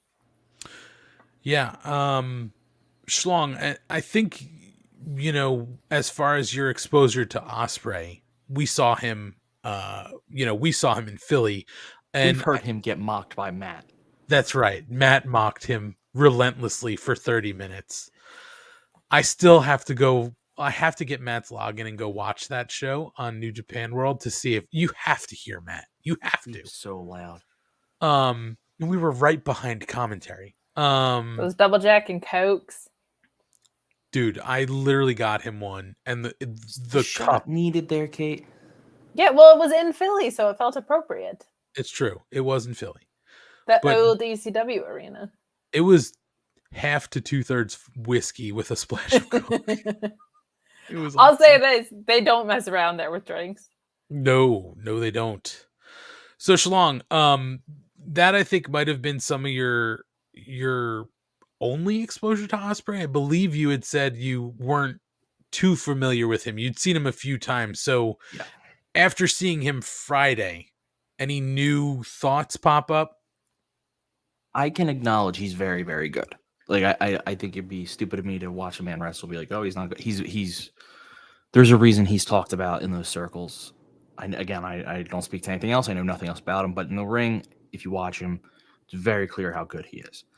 I was okay with his team losing, especially based on the result of tonight's match, because you're kind of trying to even things out a little bit. And I could be wrong. And I'm sure if someone in our chat or, who listen to this later as a New Japan fan, they may call me, crazy, but I would believe FTR is considered a superior tag team than the Aussies in the world right now. I just think so. I think and yes, it was triple, but you had a superior tag team, and I think Trent is of enough quality that you would expect them to win on their home turf. If there's logic there. Yeah, I mean, I didn't necessarily have a problem with the booking because I figured, and we'll talk about the match tonight, but I figured we'd even things out leading into Forbidden Door. They're not going to let Osprey lose every single match going into Forbidden Door because you're planning on having him involved. Yeah. So I didn't have a problem with the booking. It was just a pleasure to see him on television, and we got to see him again tonight. And we're going to talk about that momentarily here on the Mark Order podcast. We're going to take I will say, just real quick comment. Yeah. Trent is very underrated. Oh, we say it over and over again. He's phenomenal. And if you... Buddy, I thought he busted his ankle. Holy cow. Oh, yes. I was so worried that he was going to... He sells so well. Yeah, I thought he was going to be out for a real long time again. He can wrestle, he looks good, and he can talk. Like, I don't know what else you would want in a professional wrestler. He's lean as hell right now. Like, he thinned out big time. Looks great. When he came back from his neck surgery, he was, and he still is. I don't know why I'm saying was, but he just got himself into phenomenal shape, which is amazing because sometimes you go through surgeries like that and you can't be active. You have to, lose a bunch of weight or, put muscle back on. But he seemed to have no problem coming back in great shape. So, yeah, I mean, Trent we sound like a broken record here. Trent is underrated. And, again, Schlong, check out some of the work he had in New Japan. Matt has said it numerous times, overshadowed sometimes by the work that Kenny had done in New Japan, but he certainly was putting up quality with what he was doing in Japan. I mean, he's phenomenal. I fucking love Trent. So Trent? And you can clip that. Yeah, you can clip that. I goddamn love Trent. Oh. And I love everybody who's out there listening. We're going to take a short break. If you love them so much, why don't you send them stickers? Well, I can, and I will tell them about it after the break, Kate. Jesus, stay with the program. A break? What are we breaking for? We're going to break because, I don't know how you haven't learned this, Kate. We're part of a network for now. Yeah. Okay. Yeah. Believe it or not, Kate, there's a network that... Believe it or not, George isn't at home. Where in the world? Message at the beep. I love it. You know what, Aunt? If we're a part of a network, prove it. You know what? I'm going to. Because we're part of the Shining Wizards Network. The B Show, believe it or not, of their own network. You sold me on that. Yeah. But there's other shows. Some shows that we support. Some shows maybe we're not big fans of. You know what? Here's a game. I would like to learn about them. Well, I'm going to teach you about them. And here's a fun game everybody can play during the break. Figure out which shows we're not big fans of by listening to these words from some of the other shows on the Shining Wizards Network. Please don't call the PC police on us. Everyone knows a lot of things can change in the span of 10 years. But when it comes to professional wrestling podcasting, one thing is still guaranteed. The Shining Wizards is the only place to get all the latest wrestling news, interviews with the greatest guests, and of course, tons of laughs in discussing the world of wrestling. The show is still available on Monday nights at 7 p.m. East on rantdmradio.com and Rant Entertainment Media on the TuneIn app. And it's still available on all podcasting platforms. To check us out, head over to shiningwizards.com, where it's still wrestling talk and talk about wrestling. Because of the obvious threat to untold numbers of citizens, and because of the crisis which is even now developing, this radio station will remain on the air day and night. This station and hundreds of other radio and TV stations throughout this part of the country are pooling their resources through an emergency network hookup to keep you informed of all developments.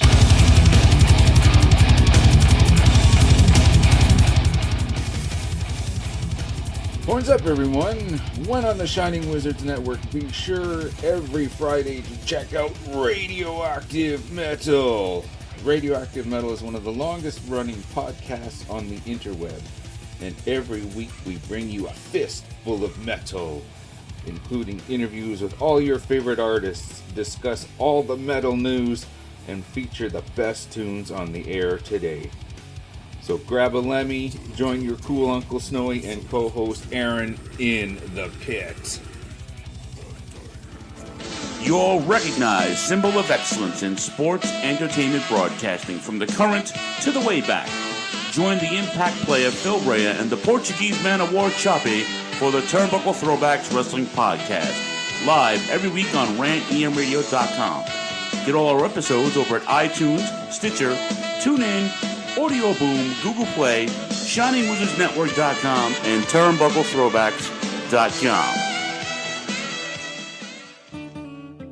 Are you tired of being told what to think and believe by Hollywood elites and politicians who just don't care about you? Tired of not getting the truth when you watch the news? Tired of trying to figure out what pronoun to use? Tired of mob mentality when all you want to do is think for yourself and make up your own mind? That's where we come in. This is Justin and Vince, your hosts of Inconclusive Breakdown. We are a weekly anti-PC podcast bringing you entertainment and current event news without any spin. If you want to truly stay informed on what's going on in the world, then give us a listen every Sunday, anywhere you get podcasts, at least till Zuckerberg and Twitter Jack deplatform us.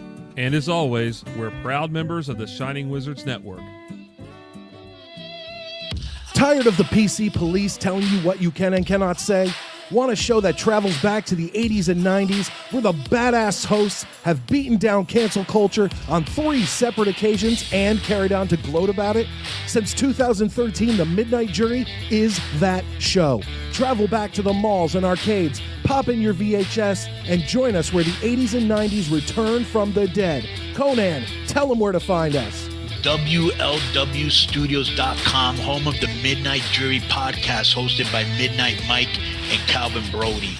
Also available on all major podcast platforms via the Shining Wizards Network, and join in the conversation on Twitter at Midnight Jury.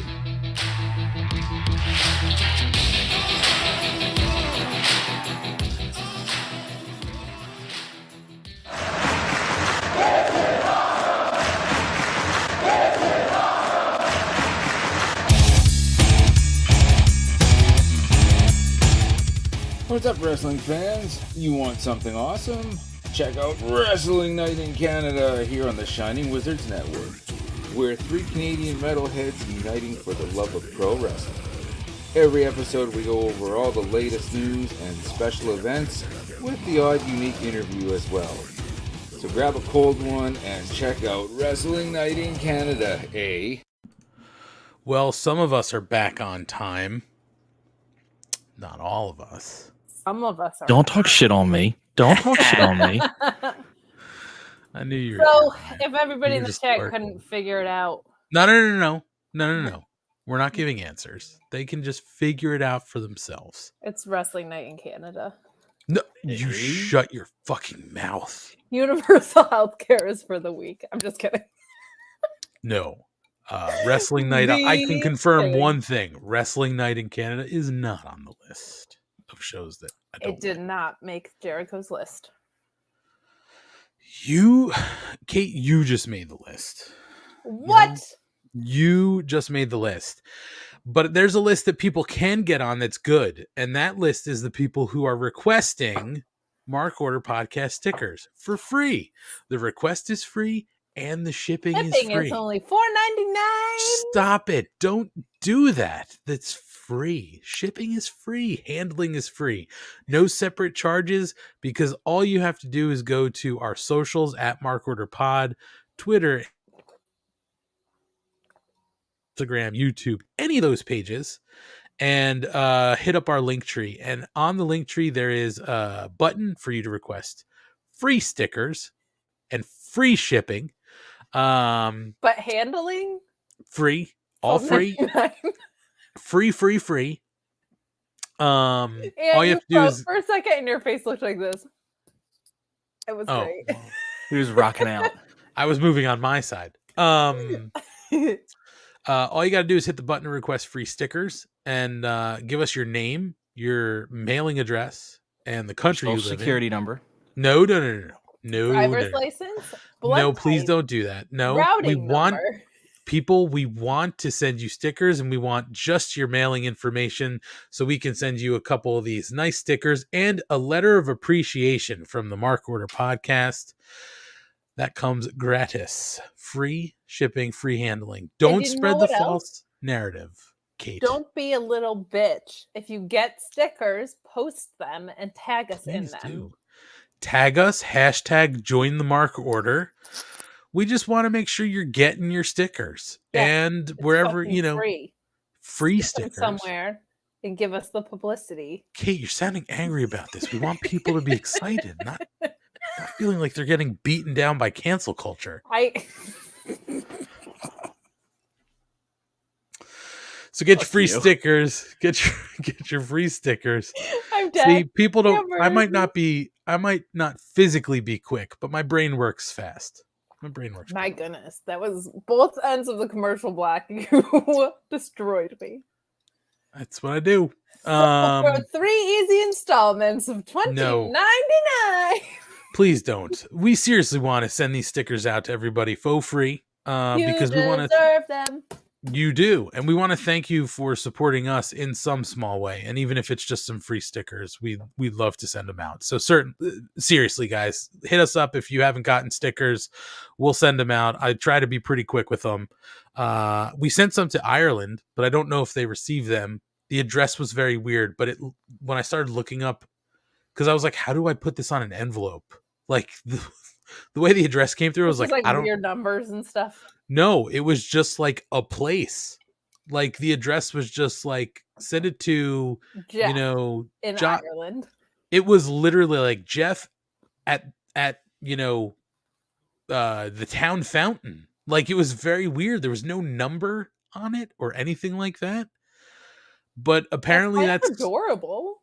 Apparently, after doing some research and making sure I was sending it somewhere, that is normal. So I'm hoping they got them. Maybe they'll put us on social, and maybe they're still listening to this show. So thank you for the support. Kate, you had your hand raised with a question. I'm sorry that I cut you off, but question, Kate? Yeah, it's okay. It's no problem. First of all, I'm just glad we're international. Second of all, what are some other great ways that people can support us that are entirely free? I mean, usually I do this at the end, so I'll do it now and at the end. But people can certainly follow us on our socials at Mark Order Pod, and you can find all of our socials within the link tree that you're also requesting free stickers. So just give us a follow on social. That helps us out. If you are listening to us on your podcast feeds, wherever you get your podcasts, please subscribe, like, rate, review. Any of that stuff helps us. And certainly, if you watch us on YouTube, we appreciate that. Make sure you're subscribed. And if you haven't checked us out on YouTube, please check it out. It's a lot of fun watching us on video.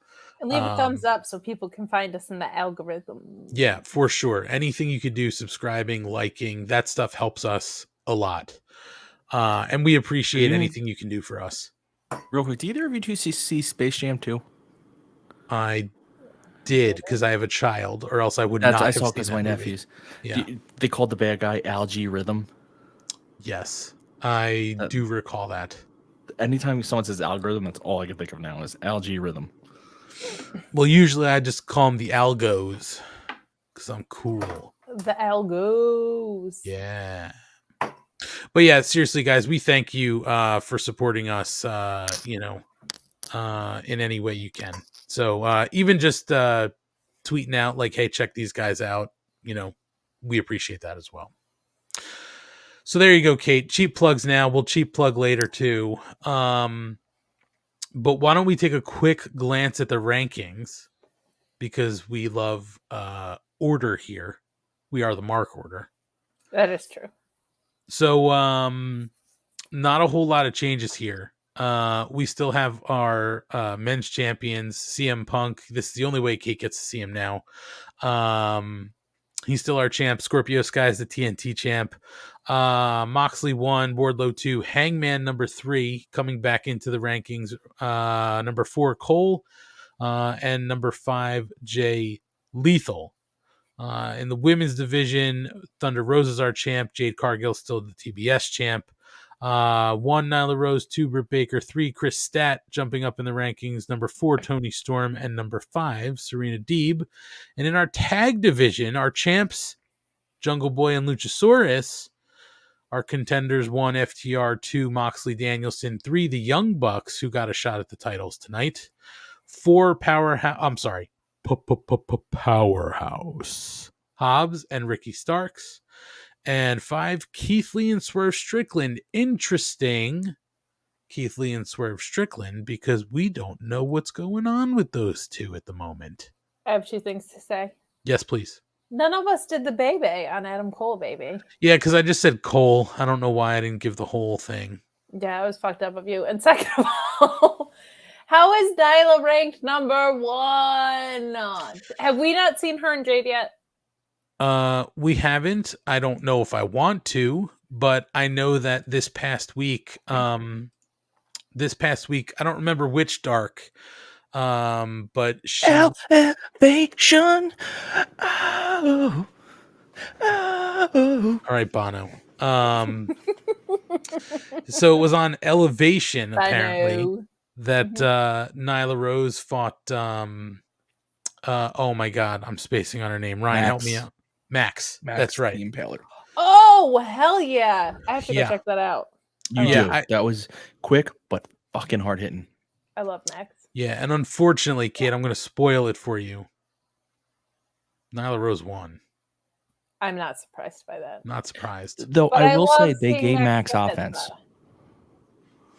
Yeah, they do tend to give the people they bring in a little bit of offense. I mean, did I think Max was going to come in and beat Nyla? No, but also, it's Pride Month, and we got a non-binary wrestler versus a trans wrestler. Like, that's really cool. Yeah, and then on regular Dark, you had her partner Heidi. Yeah, yes. That's awesome. I love seeing that. I also just love Max the Impaler. I love everything about the ring presentation. I love the way that Max is in the ring. Like I love all of it. It's awesome. Yeah, Max scares the crap out of me, but like in a purposeful way. Yeah. Like it's good. It's kind of like otherworldly, but not inaccessible or weird. Like it's just like a beastly. It's awesome. Yeah. By the way, it at least brings up. I know we haven't in a very long time talked about Dark on this show because this show's already long as fuck. We are working on, and I know we say that about a lot of stuff, but we are absolutely working on, maybe a scoop for some of you people, an additional piece of content, specifically around the Dark brand, for AEW. For all you OGs who remember Tip at the Schlong. Do you know the other day? Getting the whole thing. Do you know the other day I just went and listened to those intros and outros because I miss playing them so much. They were amazing, and they were just the best. And Mrs. Money doing the voiceover was so good. It was money, is what it was. Do you think we'd get popped if we played one of those? Because we're talking over it. Just keep it less than 12 seconds. I mean, that's impossible. They're like 30-second intros. Plus the music bed. Oh, man. That fucking sucks. Those were really good. The days before StreamYard when we wouldn't get in trouble for doing quote-unquote licensed music, because I was using, I don't know, karaoke versions of some popular songs, maybe. I don't know. Go back to the Gotta find archives. some sexy music that's not copyright. I mean, but come on, Careless Whisper. Yeah. So good. And also, What was the other one? oh God, it was oh my God, hold on.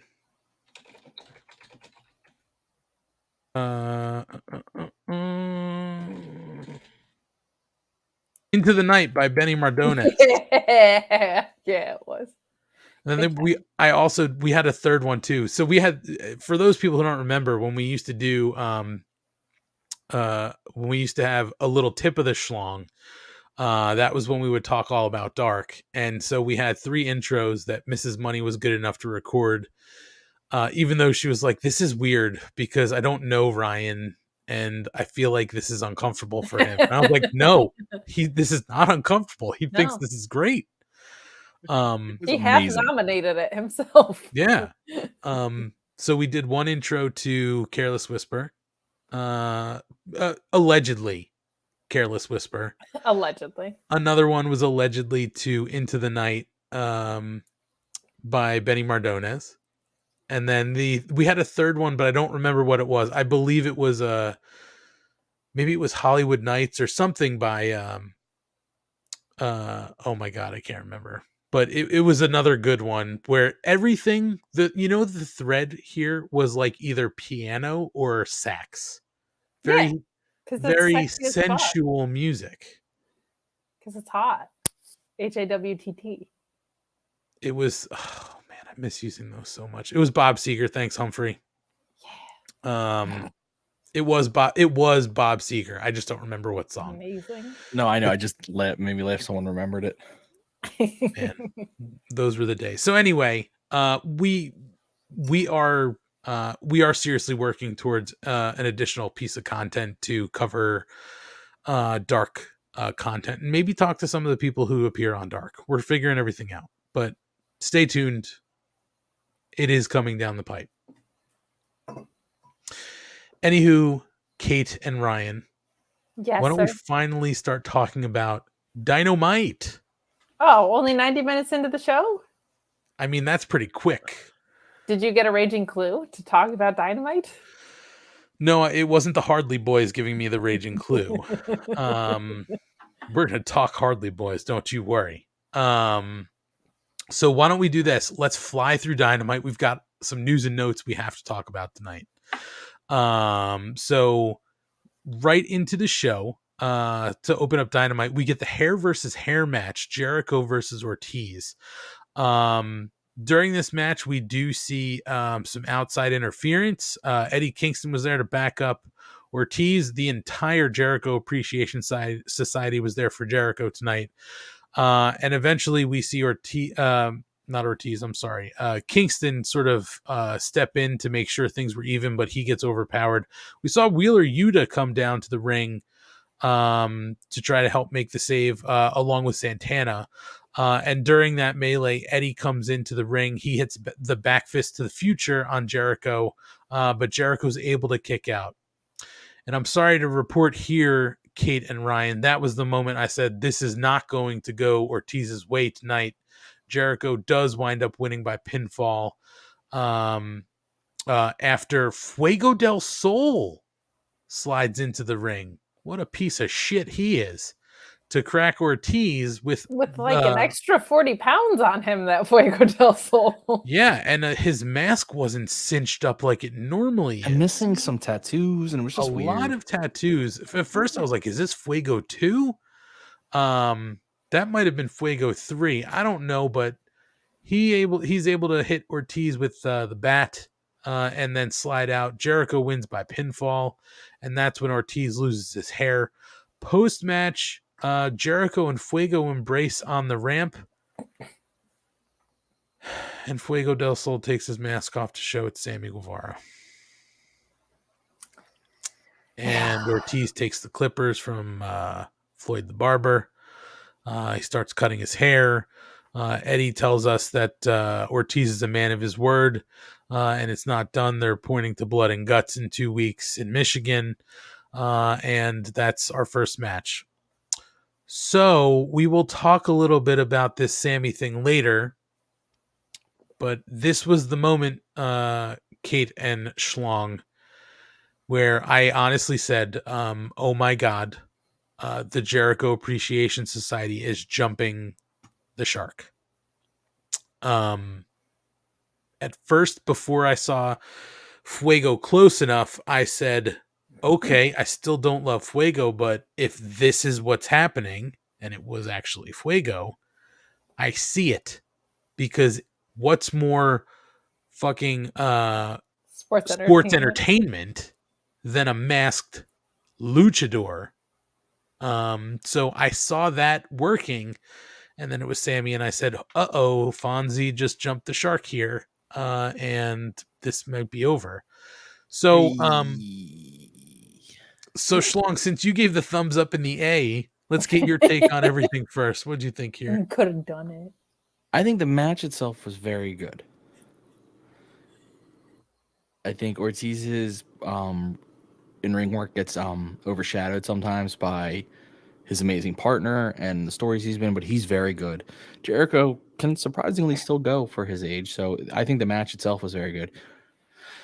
Now we get to the ending. I'm going to be honest. I never believed it was Fuego because I just knew that wasn't the way they were going to tell it. And worse is the minute you see them bottom of the mouth, you're like, yeah, you know it's Sammy. Like, there was never a question that was anyone but Sammy. He was so obviously him. I was more excited when I thought it, like, not thought, but when it could have been Fuego. I was like, if this were Fuego, I'd be more excited by that. Because it's like I didn't see that coming at all. Sammy's like, okay, you ran out of things for him to do. Let's show him in this angle. The only thing I will say is it's very clear this is how they get to even numbers for Blood and Guts, using the full BCC and LAX versus the full Jericho Appreciation Society.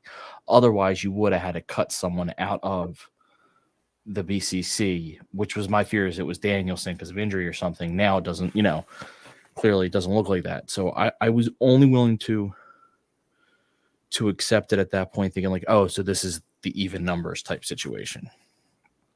And Ortiz shaving his head, screaming blood and guts, just was fucking awesome. Yeah, so I really liked the match. My favorite spot in it was that Hurricane Rana into the walls. I thought was fantastic. Whatever shape Jericho has gotten in, I feel like has turned back the clock on him. He was moving better in this, and they just had really good in-ring chemistry. I'm sure being in the same stable for 2 years almost or whatever was a big part of that, but really, really liked the match. Frustrated by the outcome in a couple of ways. One, it makes perfect wrestling sense to do this. It evens out the numbers. It clearly defines Sammy as a heel after he was in this weird space of being like a face that turned heel, but not really, because the heel was still acting like it just got so muddy and weird that it's nice to see him definitively a heel. It makes sense because him and Jericho have history. Fundamentally, this makes sense. I don't like it as a form of taste. I'm sick of Sammy showing up. I don't like them just retreading pieces of the inner circle, which had already died a slow, painful death, to like reinvigorate the Jericho Appreciation Society. I will give them space to retcon it a little bit because they do have a history and Jericho gives a great promo. I just feel like Sammy got super shoehorned into this and I just didn't like it. It makes wrestling sense. I liked that Ortiz just shaved his head. I really like that we didn't get a whole, I feel like hair versus hair matches, we always get like a whole other segment about actually shaving his head, and Ortiz was going to look badass. Would I have loved to have seen sports entertainer Jericho in various sports entertainer wigs? Oh yeah. Do I want the baby faces to win Blood and Guts? Yes, I do. So booking would indicate that it would lean that way based on tonight. So I'm happy about that. I would love for some reason Jericho had to, come out in David Bowie wigs and all sorts of stuff. Like that just seems like such a fun, creative idea. Like going to Fozzy shows, having to wear wigs, like that would be hysterical. So I think that would be super fun if there was a way to, if his head got shaved in the middle of the night or whatever, like I think it could be really fun. So from a wrestling perspective, I understand it. It makes fundamental wrestling sense. From a taste perspective, I hated this ending. I didn't like it when it was Fuego. I liked it even less when it was Sammy. But I think Blood and Guts is going to be great. I think Sammy's going to do some really insane shit in that match. Like, I think he's going to be a good in-ring ad. But it's like, it just feels like they didn't know what to do with him, so they just tossed him around into this. I don't really like it. But I'll give it space and time. I mean, they do confirm later, and we'll talk about where it comes back in later, but they do confirm that the newest members of the JAS are Sammy and Tay. My problem is they blew up the Inner Circle, and really the only guys who were kind of left were Jericho and Hager, right? Because Santana and Ortiz were off doing their thing, and then, you know, Hager and Jericho were there, and it didn't necessarily seem like Inner Circle 2.0. Now, all I'm seeing is Inner Circle 2.0. Like, I just don't understand what goddamn sense this makes. I know you're going to give it time, Kate. I just don't see it. I don't see it. I don't get it. I think they wrote themselves into a corner with whatever they were doing with Sammy and Scorpio. And it's like, what are we supposed to do with Sammy now? Well, he's got a bunch of heat on him. So let's just put him with Jericho's Appreciation Society because they've already got some heat too. And we'll just make them nuclear. But it doesn't make sense. It's just a retread. Like you said, to me, it doesn't make sense. Like I said, Fuego, to me, at least from a perspective of sports entertainment, man, he wears a mask. What's more sports entertainer than that? Like, yeah, fine. I would have bought into that. And especially because it seemed like that's what they were doing, was taking quote unquote young talent or guys who weren't necessarily being used and elevating them up. Sammy doesn't need this. The only thing that I will say is that when they split up, Sammy didn't choose anyone's side, which is the only reason that I'm leaving any space for it. Is like, he did not definitively come down on the side of Santana or Ortiz, and he didn't definitively come down on the side of Jericho. He just told them to knock it off while he was defending his TNT title. So the only thing I'm leaving room for is that usually when there's history, if you do it right, you could play off of things right. But I'm sour on it now. I'm just leaving room for them to change my mind. But I'm with you in that it just feels very retreaded. But I think it'll make for a good blood and guts match. I just don't like it. Here's my other fear. My other fear is that for some reason, like, Sammy turns on Jericho during this match to maybe have him try to turn face, right? Because he's got so much heat. And that's what they try to do, something stupid like that here. And it doesn't work anyway. And he's still just getting booed. I'm so confused. I just don't, I don't understand what the point is to all this. I don't think you have to worry about that because I think the dissension story is going to be more between Blackpool Combat Club and LAX because there's already dissension there. And I don't think they want to do that too much in Blood and Guts. Like, you want Blood and Guts to be the story, right? So if they do that, it's going to start to feel like an ECW match. Like, it's just going to be too much. I think they know that they have to have Sammy heel. Like, I don't know how many different ways you can have to learn that lesson. But I'm with you. I don't like it right now. It just, I don't know. It also, like, why does it need to be, like, now it seems like they're adding people into this match. Is it just because Yuta's back now? So they have to add I mean, Yuta and Garcia are kind of like feuding via Twitter and via everything else. And that's a feud I want to see. So I kind of want Yuta involved, which means that the good guys would have more people than the bad guys, and that just doesn't make sense. I will say, Sports Entertainment hired gun would bring in Ryback for just that. Do something like stupid and shitty and sports entertainery for a one-off. Bring in Cesaro for a one-off. Bring in Johnny. I've been saying it a little bit. I think it would be so funny to bring in Johnny Wrestling into the sports entertainment thing. That would be hilarious. Like, I just would rather them bring in one person for a one-off and make it a silly sports entertainer thing than to add another member to the stable like that they already had. I'd also point out Rob Humphrey has a good point that it feels like Tay has just become nothing more than a prop for Sammy, and that's 100% accurate. 100%. Yeah. And that she was like a rising star. She was getting title She really shots. was. I've seen her work heel before and she was great, so I'm hopeful about that. But like she's literally just been Sammy's hot girlfriend for like the past 2 months here, 3 months. Well, that pay-per-view match didn't fucking help her. I'll tell you that much. No, it's not good. Well, let's move on because we're eventually going to come back to that discussion. But let's move on. We get the People's Court themed recap of the events leading to the 20-on-1 class action settlement match, which I loved that video package. I thought that was so funny. Smart Mark is great. I also turned to Mrs. Money and I was like, any young person watching this is not going to understand the People's Court ties here. It was, what's that? That's their fault. Get born earlier. You're an idiot. True. So we did have the 20 security guard plaintiffs versus Wardlow in the class action settlement elimination match. Wardlow wins this match handily, meaning that apparently the lawsuit is thrown out and there's nothing else to do. So post-match, Wardlow throws Smart Mark Sterling in the ring, but that's when Dan Lambert gets on the mic to tell him to look over his shoulder because if you mess with American Top Team, they're going to get you.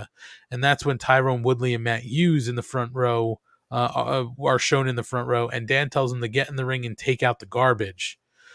Wardlow then asks them if they're from St. Louis and says as a fellow hardworking Midwesterner, he knows they're smarter than to take orders from a rich asshole. And they can fight if they want, but he thinks they're cut from the same cloth. And that's when Woodley throws Sterling to Wardlow, who then power bombs him, and we go to break. I don't know what that was supposed to accomplish, but clearly this was just to showcase Wardlow, who I don't know about you guys, but I could only imagine that many power bombs on anybody, no matter how much they're helping you or how small they may be, has to be exhausting. And he looked like at some points he was getting a little tired. But boy, he powered through it, and this was nothing but a showcase for Wardlow and the power he possesses. I didn't necessarily have a problem with that, right? Like, this is just to showcase Wardlow. Yes, Kate? Just a showcase for Wardlow? Okay, my apologies. Your take? This was a legal settlement. Oh, this is how the law works. You're right. Oh my God, I forgot. Learn the law. I could go toe to toe with you on bird law. Well, yeah, I mean, to be honest, I wouldn't argue with you on bird law, and I not maritime law, but bird law, yes. Bird law. And I wouldn't even challenge your spaghetti policy either, to be honest. Like, okay. I'm just intimidated by it, but and I really feel like this is like such a fun spot for Smart Mark. I think this is so much more up his alley. All of the posting he was doing on social media with it was so much fun. Like the tort law commercials he was doing, like just such a blast. This was so fun. This is how all legal matters should get settled. The end of this match was not how you pin someone, but who cares? Like, it was just so much fun. I love that he just eliminated 4 people off the bat. Real weird to trot Matt Hughes out there after he was hit by a train in real life. Felt kind of odd to even suggest that he would be getting powerbombed. Wardlow versus Scorpio Sky immediately has my interest, however. Sure. Dan Lambert literally never does, never has. I'm inclined to think never will. And if you're going to spend months calling Tay Conti a whore, he should also be calling Wardlow a whore too, in my opinion, because gender equality. Wardlow is a slut, a powerbomb slut. He is a powerbomb slut. Thank you, Ant. Also amazing. Trotting Tyrone Woodley out there. Didn't Woodley get knocked the fuck out by one of the social media YouTube stars who's now a boxer? One of the Paul brothers? I think he did. I think this was supposed to like pop the hometown crowd, but even they were kind of like did not work. Either didn't know who he was or were like That guy got hit by a train. You know what would have popped the hometown crowd? You'd be like, I've got a killer here. Or I've got a group of killers here. They're called the Saint Lunatics. You trot out Boom. Nelly and the Saint Lunatics. Boom. That's Bam. the move. Shake your tail feather. Get in there, Nelly. Do something. Take your head.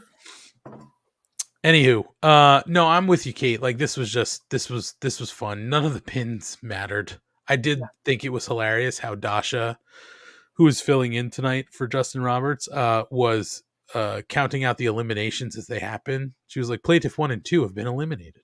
Yes, and what did they say at the end? They were like, "Court is dismissed" or something like that. I thought that was this super lawsuit fun. has been thrown out. Case dismissed. Yeah, that was super fun. I loved that. A lot of fun. Schlong, any issues with this? No issues. It was a good time. I mean, you need stuff like this in the middle of a show. It makes it fun. It keeps things interesting, and it made Wardlow look even better. And that's hard to. I thought that would be hard to do because he looks so good already. And I'm with you guys, very on board for him and Scorpio. My argument is, and I put this on Twitter to Smart Mark, and you didn't reply, and I still believe this. What I understand of a good attorney is he fights for his clients. He doesn't require the clients to fight for themselves. So I'm just saying, I don't think Smart Mark is that good of an attorney. You know, it does seem like he has some questionable legal practices. Well, I'm not sure about his legal practices, but his videos are great, and I think he does habla español. So that is also good. I think we were already leading into Scorpio Sky with Wardlow. I just don't, for some reason, I can't remember if that's where we knew this was heading. But I did think for a moment there, I was like, well, there's a Smart Mark thing here happening. Maybe we get an appearance by Mrs. Money's boy toy, Tony Nese. But I am totally fine with the Scorpio Sky thing. I just totally forgot that was how this was maybe being lined up. So nice to have it reinforced tonight. So yeah, that'll be a fun match. I just kind of don't want Scorpio to lose that title at the moment. That is my only thing. Is like I want Wardlow to have it eventually. I'm not ready for Scorpio to lose it. So I would much prefer they somehow keep Wardlow away from it for a little while. Not maybe you just keep. I don't care if you cheat him out of it and then let Scorpio have a bunch of really cool defenses and then he loses it. But I just want Scorpio to have a few more really good defenses under his belt. Yeah, it'll be interesting to see how they kind of get through this. But that should be a lot of fun. Moving on from this, we got another match that had me, interested going into tonight. Dax Harwood versus Will Osprey. Buddy. Holy moly, what a match. Let's cut through the end and then we'll talk about it. We do get Will Osprey winning this match, so he gets the win back that his trios team lost. And he wins by pinfall with the Hidden Blade. Post-match, the United Empire gets in the ring, but Cash Wheeler and Roppongi Vice are behind them to try to even the odds. They do brawl, and the heels do have an advantage, but guess what, folks? The nonchalant Don Orange Cassidy moseys down to the ring, and everybody disperses, but Cassidy slides in the ring to confront Osprey. The rest of the faces are behind him. Osprey bails out, and then we have a presumptive match built for Forbidden Door. We will kind of cover what's lined up for Forbidden Door after we get through the show tonight, the Dynamite recap tonight, so we'll take you through it. But man, what a match this was tonight. I mean, I think we all knew what Dax Harwood has, in his repertoire, right? We all know what Will Osprey can do. And I think we all had high hopes for this. I don't know about you guys. I thought this delivered big time. I was nervous at one point. Dax came off of the apron and looked like he slipped or something, and he hit his knee on the side of the apron, and I was like, oh my god, please, you can't be hurt. Like, there's too many injuries. Bless. Excuse me. That snuck up on me. So it looked like he was fine, but it was a scary moment there because I was like, oh god, was that his knee with the knee brace? Oh my god, please no. But it looked like everything was fine. So, man, what a match. I thought this delivered. Ryan, what did you think here? Oh boy, this was a match. I mean, at this point, saying how good Dax isn't saying anything new. He's getting, I mean, FTR in general are getting their flowers, but Dax specifically, I think, is being more and more acknowledged for being one of the best workers out there. That being said, oh boy, it's exceeded my expectations because I just wasn't. I guess I was just wondering, like thinking, you know what, I think this is going to be good, so maybe I'll keep my expectations low because sometimes things can't match how good I think they'll be. This did, but I'm gonna be honest. The biggest pop of the entire night for me was Orange Cassidy's music. I mean, I legitimately reacted because I acknowledge as a huge Orange Cassidy fan. That's not even a joke. I legitimately love him as a wrestler. I did not think of him because they were doing the beatdown that was clearly setting up someone coming out. And I knew that someone would be challenging Osprey. And in my head, I'm like, well, who's on the roster that they're going to give that to? And it never crossed my head that it'd be Orange Cassidy. However, based on the crowd's reaction, they made the right call because boy, did the crowd love that. I mean, that was as big of a reaction as I heard all night. He is one of the most over faces they have. I'm struggling to say that. Well, I'm going to say it here because I don't think we give them enough credit for taking someone who is quite honestly a comedy guy who is just, but also they realized he's super good in the ring and crafted a persona where you can laugh at him, but also believe that he should be competing against these other top level stars. I mean, that is hard, and they did an amazing job at it. So I think a moment like this that deserves some recognition because I don't think 3 years ago anyone thought they would have built Orange Cassidy in a way where people would be losing their minds that he came out against Osprey. I think that what people forget too, and Kate, then I want your take on this for sure. I mean, I think people forget how like sleeper good Orange Cassidy is in the ring. You know, like he's always and that it just he's so good, and his whole persona doesn't show that ever. And he's been hurt, so you know he's back, which is good. And he can go. So that should be a good match with Osprey. The other thing is too, Kate, did you find it as fun as I did that Orange Cassidy is the reason that everybody runs off? Yes. I great. did. I immediately noticed that. The only disappointing thing was, and it happens all the time in wrestling, is they were so close to each other and they didn't kiss. They never kiss. Except Jade and Tate at one time. Are you in Mrs. Money talking? Because that's all she asks for. They were very close today. She's like, just kiss. Just kiss. They're right there. No, so what do you even say about the match? Like, if I look at my notes and there's no spots written down, it's because I was engrossed by the match the whole time, or I had nothing good to say about a match. This was the first. I'm not going to write down any specific spots because I was A, engrossed, and B, I would have to write down every spot in the match. It was so good. Osprey, I feel like for people who aren't familiar with him, like might not realize how skilled he is and how different his skill set is from where it was, because he literally just put on so much mass, like physical weight, all muscle during the pandemic, that he went from kind of like a high flying guy to as big of as he could be as a little dude. And now he's kind of somewhere in between. He's found this really nice sweet spot of being able to do his more acrobatic stuff, but also having a very good ground game. And I feel like Dax might be the best in the business at handling that right now. Like, of making every one of those spots make sense and look good. Like, he is just incredible. Like, if somebody said that at this point Dax Harwood is your wrestler of the year, he's not mine, but I wouldn't argue with you on that. Like, I can easily see why someone would say that. 6-man tags, tag teams, singles matches, he has just knocked everything out of the park. Difference in styles too. Like, they all haven't been matches with teams that are the same. You know, not lucha even style. close. Yeah, like, I mean, you look brawling at style. Yes, like you look at the singles match he had with Punk, and you also look at what they've been able to do with like Phoenix and Penta over and over again too. Like it's just incredible, and I like Ring IQ, and he has a really, really, really sound one. Everything he does, like, just it makes sense.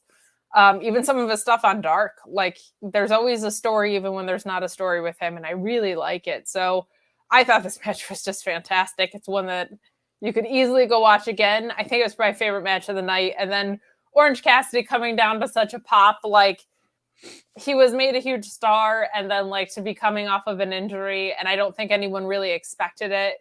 That's awesome. Like that's really, really cool. So I love that. I feel like Edge, a lot of his career was made on coming back from injury. Like, not to take anything away from him. Like, he's a really good wrestler and a great promo, but like, I feel like why he got more spotlight than Jericho in that same time period largely has to do with the fact he was always coming back because he was always injured. So it was really nice to see that moment. To Ryan's point, that's not a combination I would have ever thought of, Will Osprey and Orange Cassidy. But like you guys were saying, he's so good in the ring. I think about his Rampage tag match with Wheeler Yuta and how good he was in that. Like, just really, really strong stuff. So I'm very excited for that match. That's going to be a sleeper, pun moderately intended, but I don't think it's going to be, I don't think you're going to see silly Orange Cassidy. I think you're going to see a little bit more serious of one, but I am going to miss his denim jean sling. Yes. That's sad to me. Yes. I'm Rest sure in he still peace. has it, just in case. Let's hope. Yeah, I think that's got great potential for Forbidden Door. So we'll keep our eye on that. Speaking of Forbidden Door, we go to the face-to-face between Jon Moxley and Hiroshi Tanahashi, who has become the interim contender at Forbidden Door. And Mox says he's been chasing Tanahashi for a long time, and now here he is in all his glory. He's chased him across Japan to New Japan Strong, wrestling Kenta in an empty warehouse. But from day one, his time in Japan has always been about Tanahashi. There's a lot of titles in wrestling, tournaments, but only one man that they call Ace, and that's Tanahashi. But that won't be for long. Lots of folks are pretending, but Jon Moxley believes, he lives it, that he's the best wrestler on the planet, night in and night out. And there's a lot more on the line at Forbidden Door than just an interim title.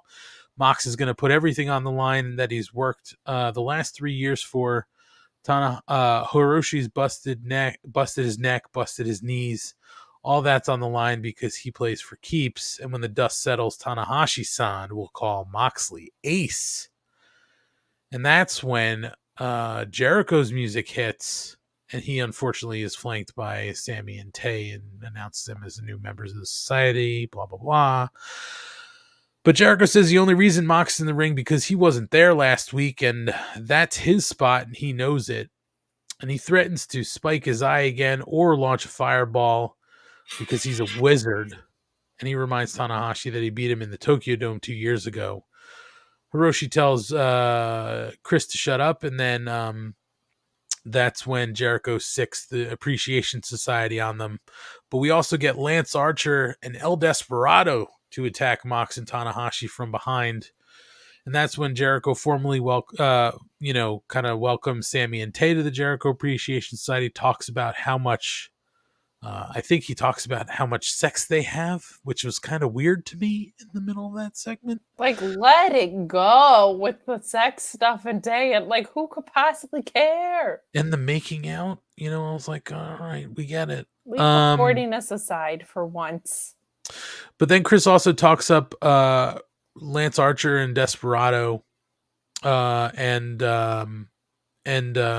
he says that they're on loan from Suzuki-gun, who he'll be tagging with. So we're going to get Suzuki, Guevara, and Jericho versus Moxley's young boy Wheeler Yuta, his other son Shota Umino, and because he can't wait to get his hands on him again, the piece of trash called Eddie Kingston.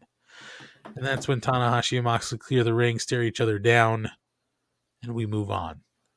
So a couple of things. Talk about my man like that. Okay. Well, I know. I was going to go to you. I'm after my man and call him a piece of trash. Well, my man. So My partner. we essentially get another match lined up here for Forbidden Door. So that's nice. We're starting to round the card out a little bit. But what do we think about this? I mean, are we starting to build? Are we excited? I mean, I was excited already for Tanahashi and Moxley. But I know the story, right? Like that Moxley has been looking for Tanahashi. So I had a good feeling that's where they were going to go. So I didn't necessarily have a problem with this. The Jericho thing did surprise me, but at the same time it didn't, because I know again about the history between Tanahashi and Jericho. So I didn't have a problem with this, except for the weird fucking Sammy and Tay shit yet again. But Kate, what do you think about this? These matches exciting you for Forbidden Door? Yes, and I think my expectations are pretty tempered, because I feel like this whole pay-per-view is designed to give people who might not normally see New Japan an introduction to New Japan, and also to, it's just kind of like it's all-stars from each promotion, and they're doing a good job of building some stories that don't require you to know too much, but if you do know the layers, I would say they're significantly more interesting.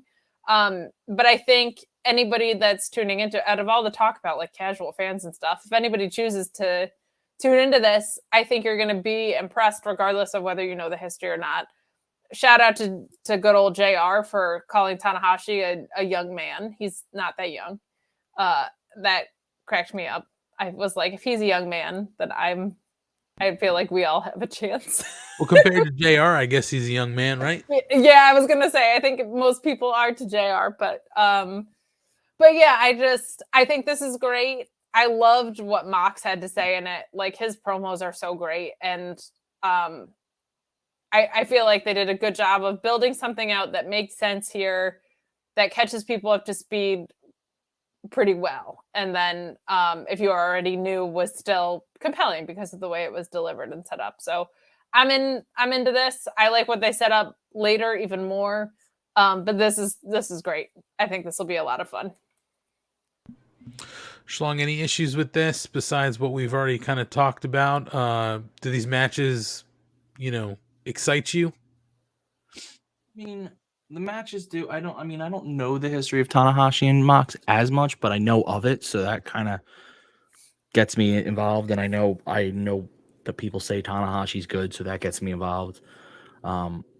My whole guess was that Jericho came out because Tanahashi can't speak English, so you didn't want him looking bad by not really being able to cut a promo. So the way you save that is never letting him really get a chance. I'm okay with the triple threat, the trios match. I think that makes a lot of sense. I like all the interplay. So no, a lot of this just made sense to me. I'm with you on the Tay and Sammy thing, but I think everything coming out of this was really good. And the reason they did it made sense to me. It saved a segment that otherwise, how for American fans are you going to have Tanahashi talk to Mox in front of the crowd? You can do it behind scenes. You have a lot of freedom there, but in front of the crowd it'd be tougher. So this kind of saved it.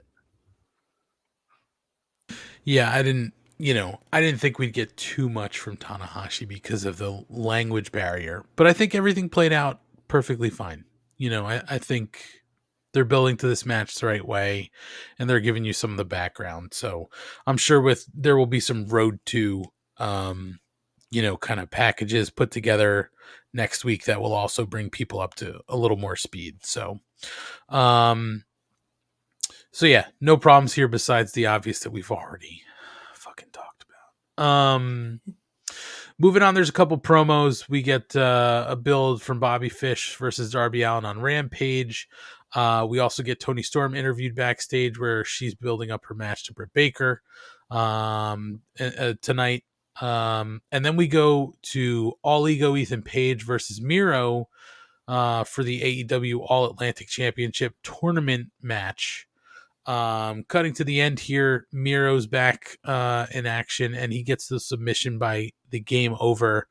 Man, I thought this was a great match. I think it really showed you, hey, we really should be seeing more of Ethan Page on our television because he's fantastic.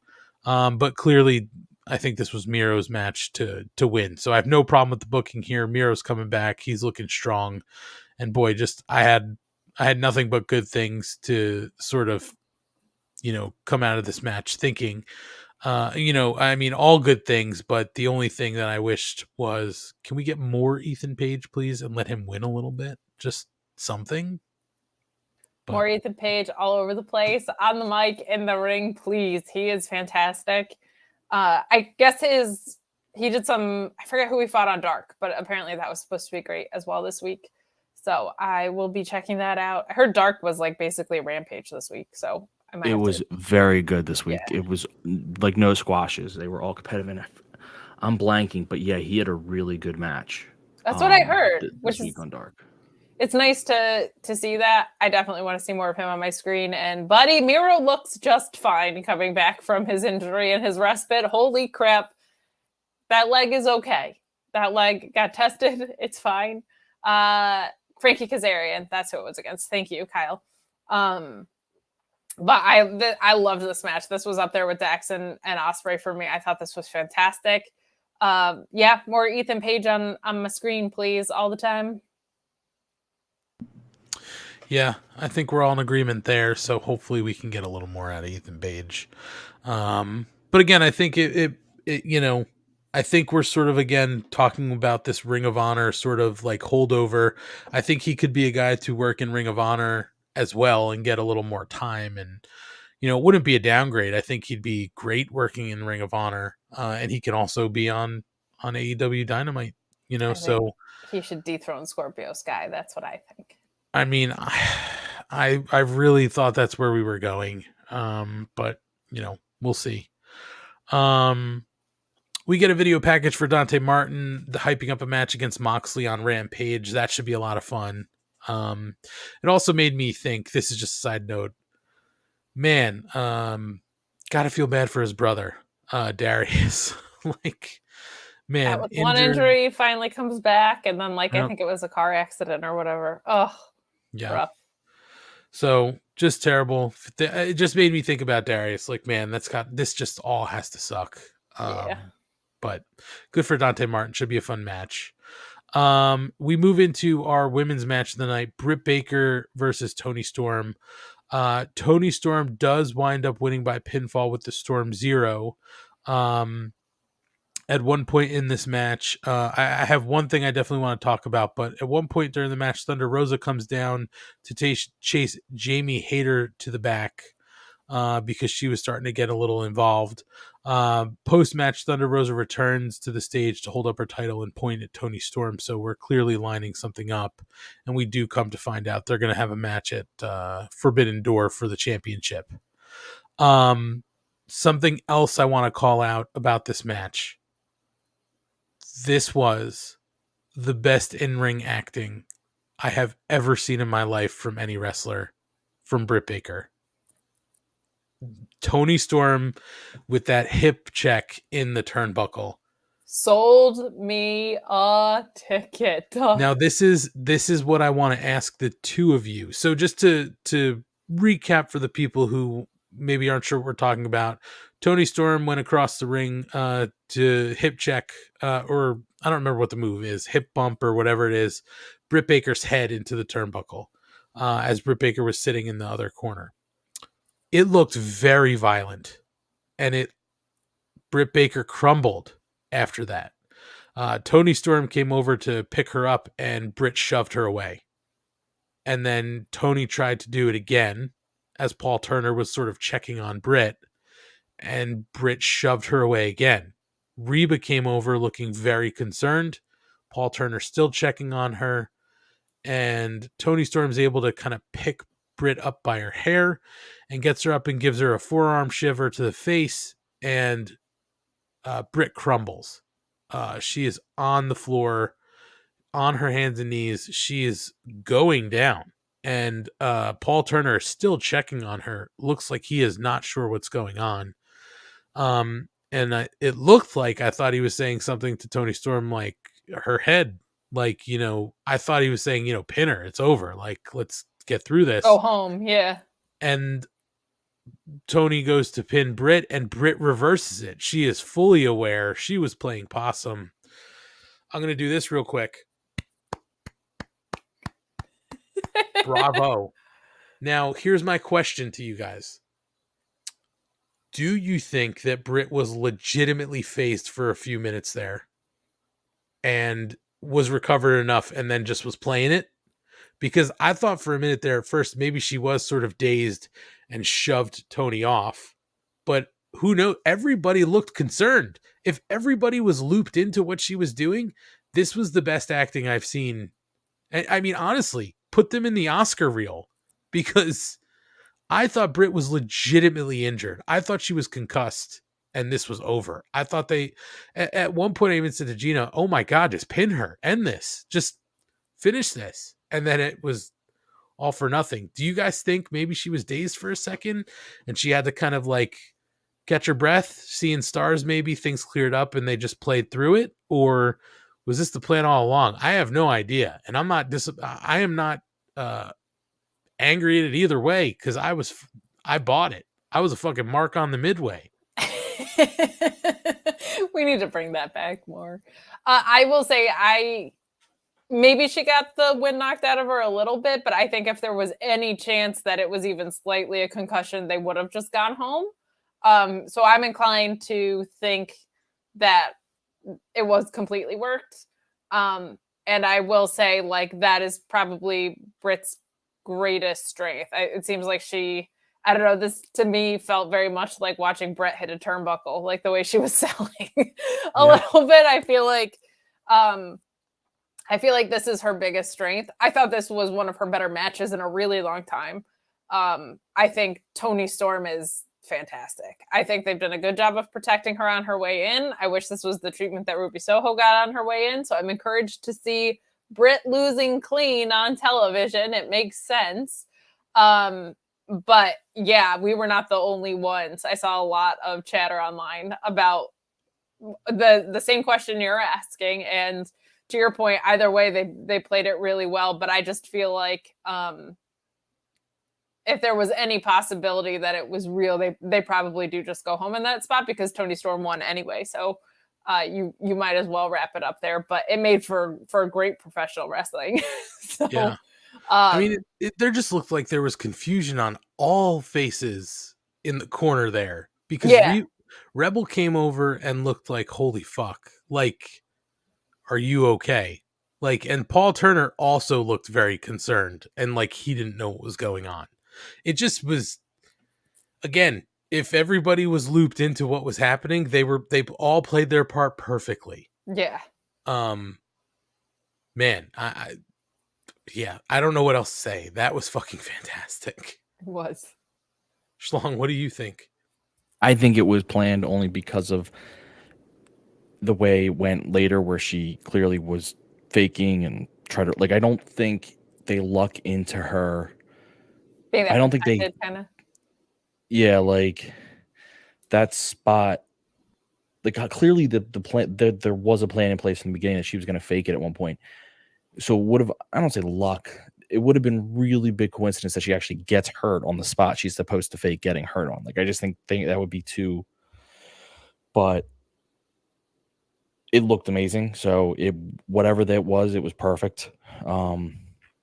Clearly she's okay. So if it was a little too stiff, luckily she got away from it. But I just think it was just a really well delivered spot by everyone involved in a really good match. I love Tony going over clean. I think that's was needed. I'm not against Britt, but there was a bit of like, is Britt being the one who can never lose clean or never, except for a belt? You need her to lose sometimes. And so losing Toni Storm, which is not a bad thing, clean, is huge. Now, Rob is saying it in the chat, and I'm going to agree. I think this is a little early for Toni Storm and Rosa. But at the same point, there's no other challenger that I really feels up to it. So what are you going to do? I mean, Toni Storm is your biggest name. How do you keep her away from it for that long?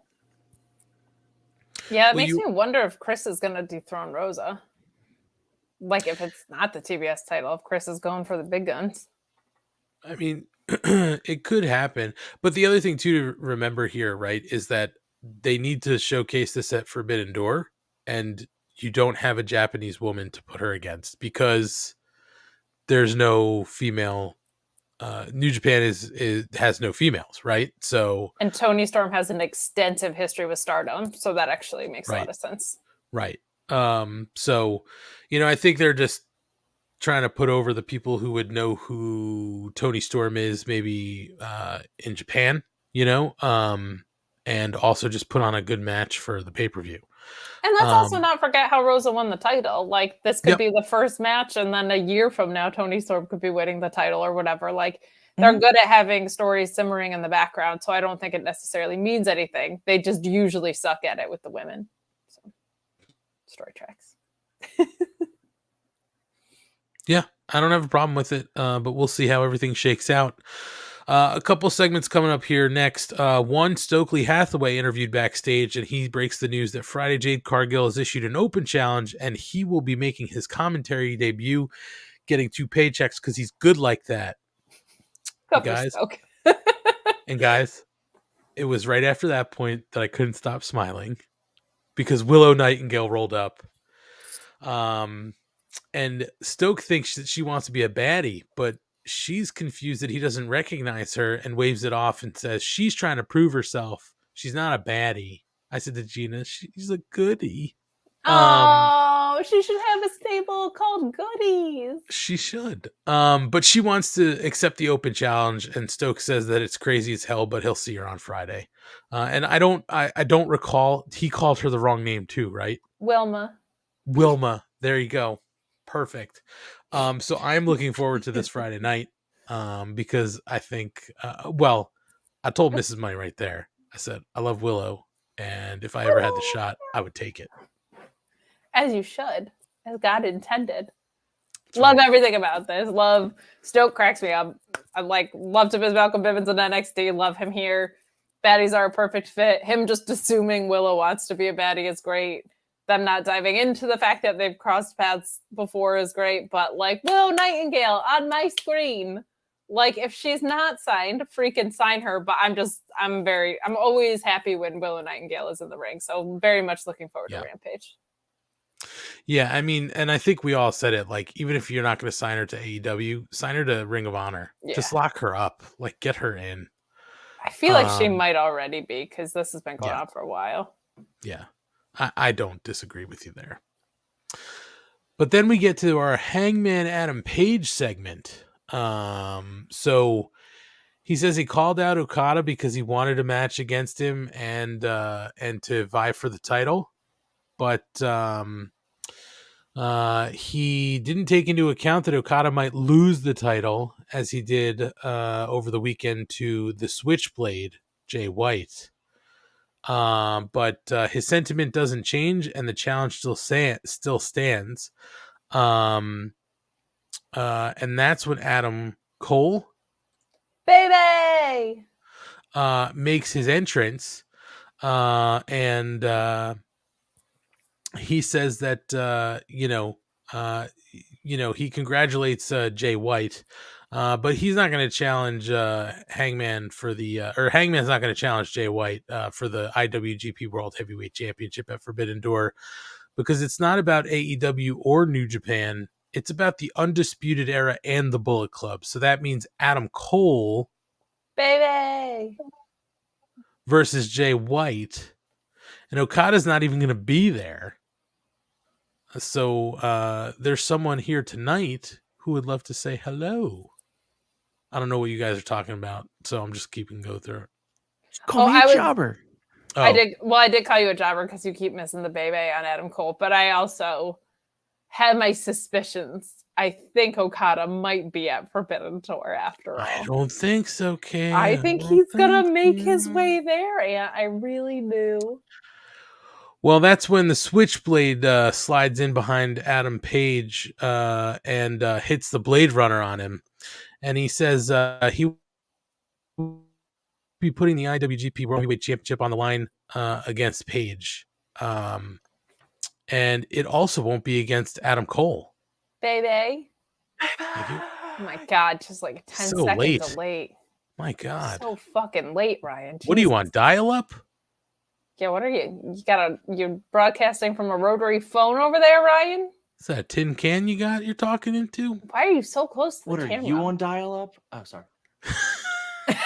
That was good. That was good. That was good.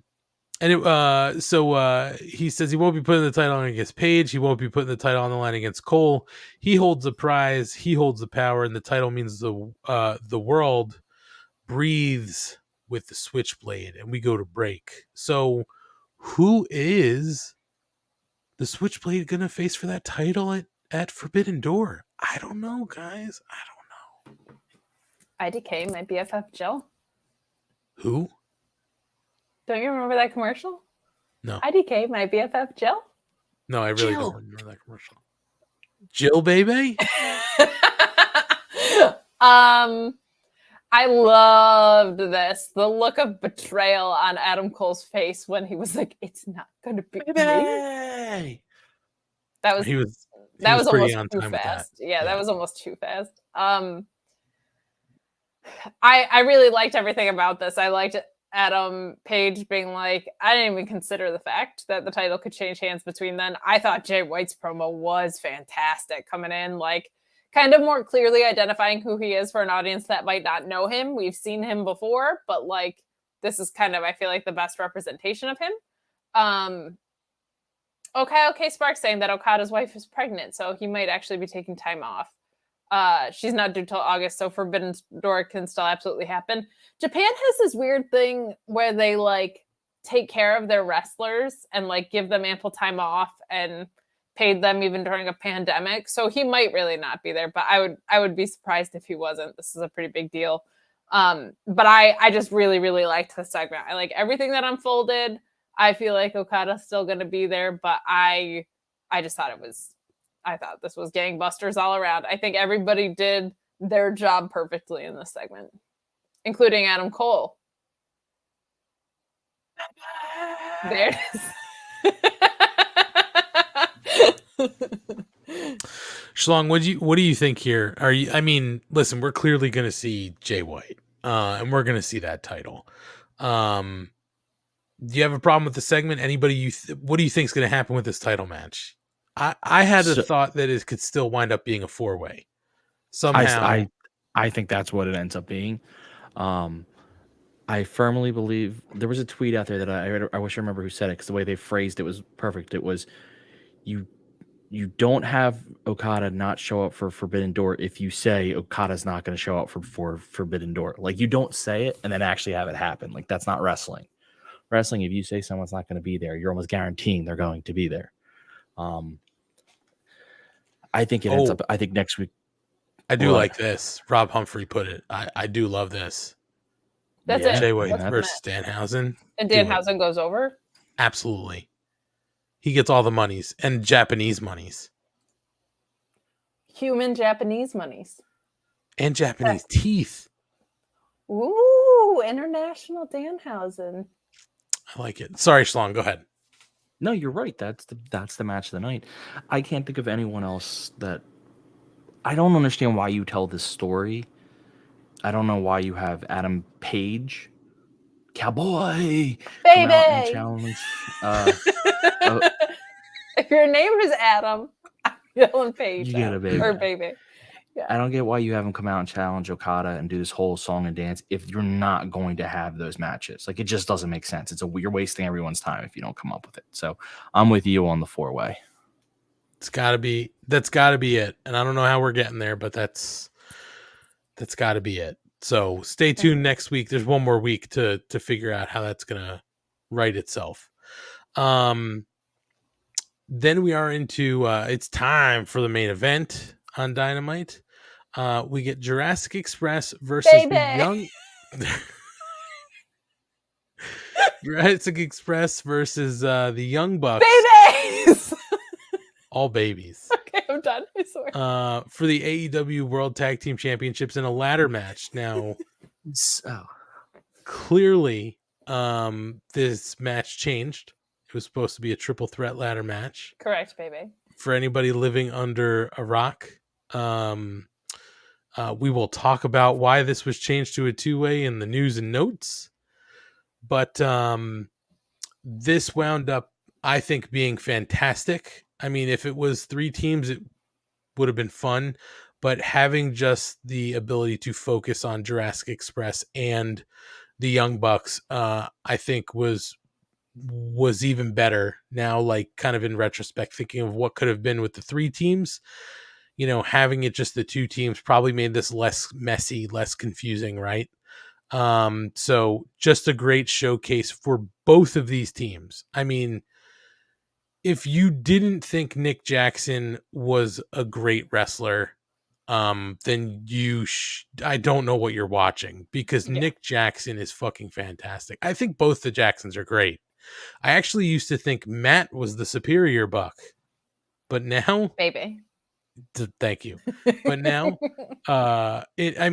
for months now, seeing what Nick Jackson's done since they've turned heel, just playing the character, as well as seeing everything he does in the ring, just continued on a consistent basis. My God, what a wrestler. And the Jungle Boy too. I'm sorry, the Jungle Man.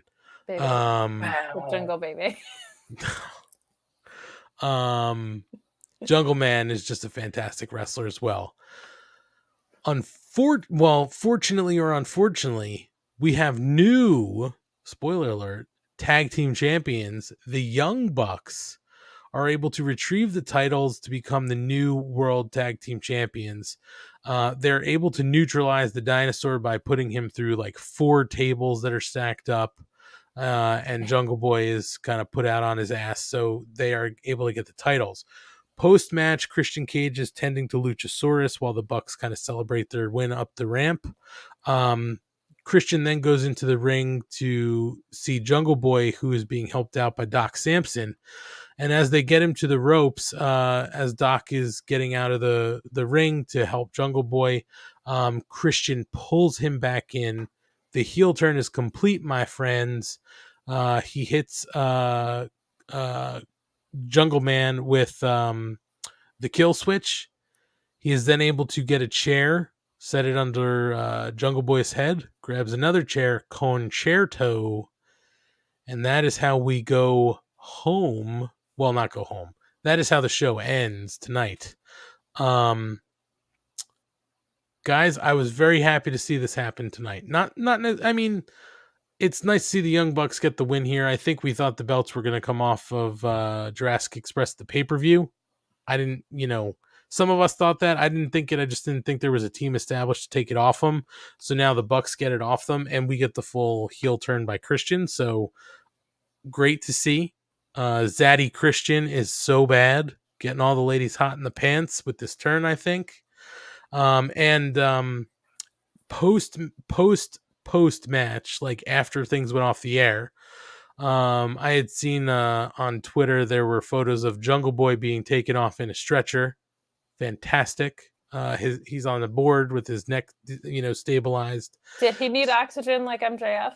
I didn't see an oxygen mask, but I'm sure if I look closer, it will be on his eyes. So yes, they might have put it over his eyes. Sometimes your eyes get winded, Yeah, sometimes they're too moist. Yeah. Sometimes your eyes are too moist. You just need to dry them out. It's true. It's like when you're running your humidifier and then it's too humid, you get your dehumidifier. There it is. To counteract your humidity. That's what your eye oxygen is for. That's right. So, baby. Baby. Kate, what did you think about the match? It's all about that. Match was fantastic. What can you say? I prefer this over, as my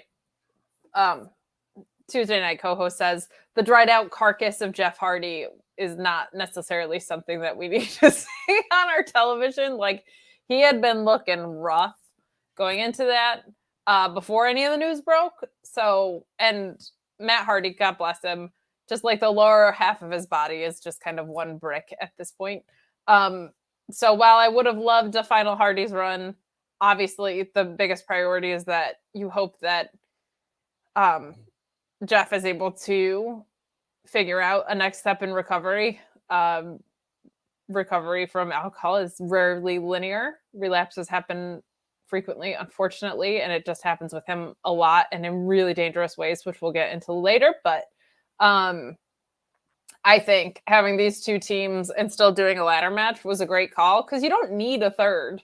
I think a lot of people automatically, and myself included, went into like substitute mode. Like, are they putting FTR in there? Like, do you put in Swerve and Lee to further the dissension? There's so many things you could do, but just having the two of them I thought was really fantastic. I don't think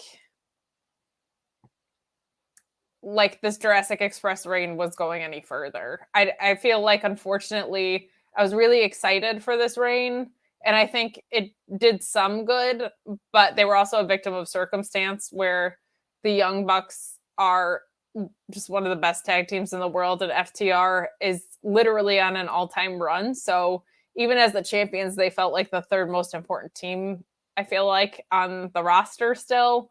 And that wasn't doing them any favors. So I think taking the belts off of them was the right call. I think they clearly were going to give the Hardys one last run, and that's why they didn't win at the pay-per-view. Because I think they wanted to put the belts on the Hardys for a spell. That is clearly not the case anymore. But the match was great. Some of those table bumps were a little messy and made me very nervous, but other than that, this was a lot of fun. Your point about Nick Jackson is spot on. I feel like Matt and Nick have such different strengths, and they're like, that's part of why they're such a great tag team. Like, Matt is so great with selling, and he's so great at jaw jocking and in-ring storytelling, and Nick just does an incredible, I mean, he's just an incredible in-ring wrestler and has grown storytelling wise tremendously. They're so much fun to watch. Jurassic Express was great. I wouldn't mind if they broke up as a tag team. Like, I think Luchasaurus is fun. He gets huge pops everywhere he goes. Jungle Boy is like been primed to break out basically since his match with Kenny Omega. I feel like the tag team is actually holding him back instead of pushing him forward. So I wouldn't hate seeing that come to an end, especially when Marco Stunt was the most important part of it. Unfortunately, Matt's not here to speak to that, but true. He felt the same way. Yeah, I feel like that's why he couldn't be here tonight, actually. Yep. Was just very upset. So match was great. Really fun way to close the show. Gave me a raging clue. I don't know about you, but I thought this was an absolute blast. And I think the Young Bucks are just such a good, safe bet because it's like they could turn around and drop it to Proud and Powerful if they want to build that up. They can turn, you know what I mean? Like, they can drop to anyone at any point and it's not going to be bad. And until they do drop, they're just going to put out incredible world-class matches. So it's a very wise move because I don't think we were getting anything else out of this Jurassic Express run. Like, I can't really think of a super memorable feud. I can remember some great matches, but not any like feuds that they had, you know? Yeah, no, I agree with you. I think that feud-wise, there really wasn't a whole lot of feuds there, but they certainly put on quality matches. I mean, Yes. every time they stepped in the ring and they put those belts on the line, you know, they put on good matches. I can't think of one that was a bust for them. And I'm sure maybe there was, but you know, I just think that it was their time and they had a nice run, and maybe at some point they'll find them again, or at least Jungle Boy and maybe somebody else, or Maybe. you know, we'll figure it out. Yeah. But yeah, I think this was the Ryan time. try and get this fly out of the way Yeah. is like some of the best free TV you can watch. Infuriating. If I you're don't know. listening in podcast form, what are you doing? I wish you didn't call that out, Kate, because I was just gonna call on him because I saw he was a little distracted. I was listening. I'm still infuriated though. Schlong, what did you? Any issues with this match? Did you like the heel turn at the end? I think we all thought it was coming sooner, and now we got it, so I was happy with it. I liked the Tony Storm, Britt Baker. Oh, sorry. No, this listen. The match was always going to be good. You know, you put these two teams against each other, ladder, no ladder, they're going to deliver. Love the heel turn. Christian has been looking for something to do. He hasn't really wrestled in a while, so the heel turn is perfect for him. Looked vicious. Having Jungle Boy's family there was great. This is what they needed, I think, for Jurassic Express. They, like Kate said, they were kind of growing stale. They didn't need the belts anymore. All indications were they were giving them to the Hardys, but obviously the Young Bucks could take them and then lose them to whoever they want to give them to, and no one will think bad about it. So it all makes sense at this point. Just do the Christian Jungle Boy story, which I'm actually extremely excited for, and let the belts be given to someone else later down the road, because Jurassic Express story had just run its course. Well, it's going to be interesting to see where we go from here with the Young Bucks. I'm assuming we're going to see them on Forbidden Door, in some capacity, maybe with these belts now. So we'll see what happens. We got another week to sort of get to how they're lining up Forbidden Door. But right now, the card for Forbidden Door is Jon Moxley versus Hiroshi Tanahashi for the interim AEW World Championship. Jay White versus a mystery opponent or opponents for the IWGP World Heavyweight title. Will Osprey versus Orange Cassidy for the IWGP United States Championship. Thunder Rosa versus Toni Storm for the AEW Women's title. And Pac versus Miro versus next Wednesday's winner of the Malachi Black and Penta Oscura match versus an NJPW qualifier for the All Atlantic title. And by the way, for those who don't know, the way that New Japan is settling their qualifier for this tournament is they're going to have a June 20th New Japan Roadshow where Tomohiro Ishii is going to take on Yoshinobu Kanemaru and Tomokai. Oh, sorry. You're doing great. You're doing better than I ever could have been. I'm going to say Tomokai Honma battle Clark Connors. That's the easiest name in that whole Hey, Clark matchup. Connors! Yeah. Hey, Clark. And then the winners of those two qualifiers are going to wrestle on June 21st, where the winner will be the entrant for New Japan in the All Atlantic Championship match. So if you had to ask me there, my guess would be Ishii's going to be the qualifier, but who knows? We'll see what happens. So they're rounding the card out, but we have another week, obviously, to get to that pay-per-view. So we'll see what other matches get added. I just want to call out that Asian Joe has joined us for the home stretch of this match, and I feel of this show. And I feel like when he joins the chat, we should go Asian Joe, Joe, Joe, Joe, Joe, Bum, bum, bum, bum. Joe, Joe. Bum, bum, bum. That's a high compliment, Asian Joe. It is. It certainly is. Guys, we have news and notes we have to talk about tonight. Boy, howdy, do we have news and notes. Let's go to the news that we've been talking about all night in some fashion. The Jeff Hardy news that broke a couple days ago. So here's all the details, and then we'll break it down. Okay. Jeff Hardy was booked on June 13th on 3 charges: violating restrictions placed on his driver's license, driving with a suspended or revoked license, and driving under the influence of drugs or alcohol. That final charge is his 3rd in 10 years, by the way. Let's not forget that he's had a long history of addiction. That was the suspected reason that he walked out of a house show last year that ended his WWE career, where they issued an ultimatum that he get help or be released. Jeff and Matt both maintained that it was not caused by a relapse and that drug tests showed that he was clean.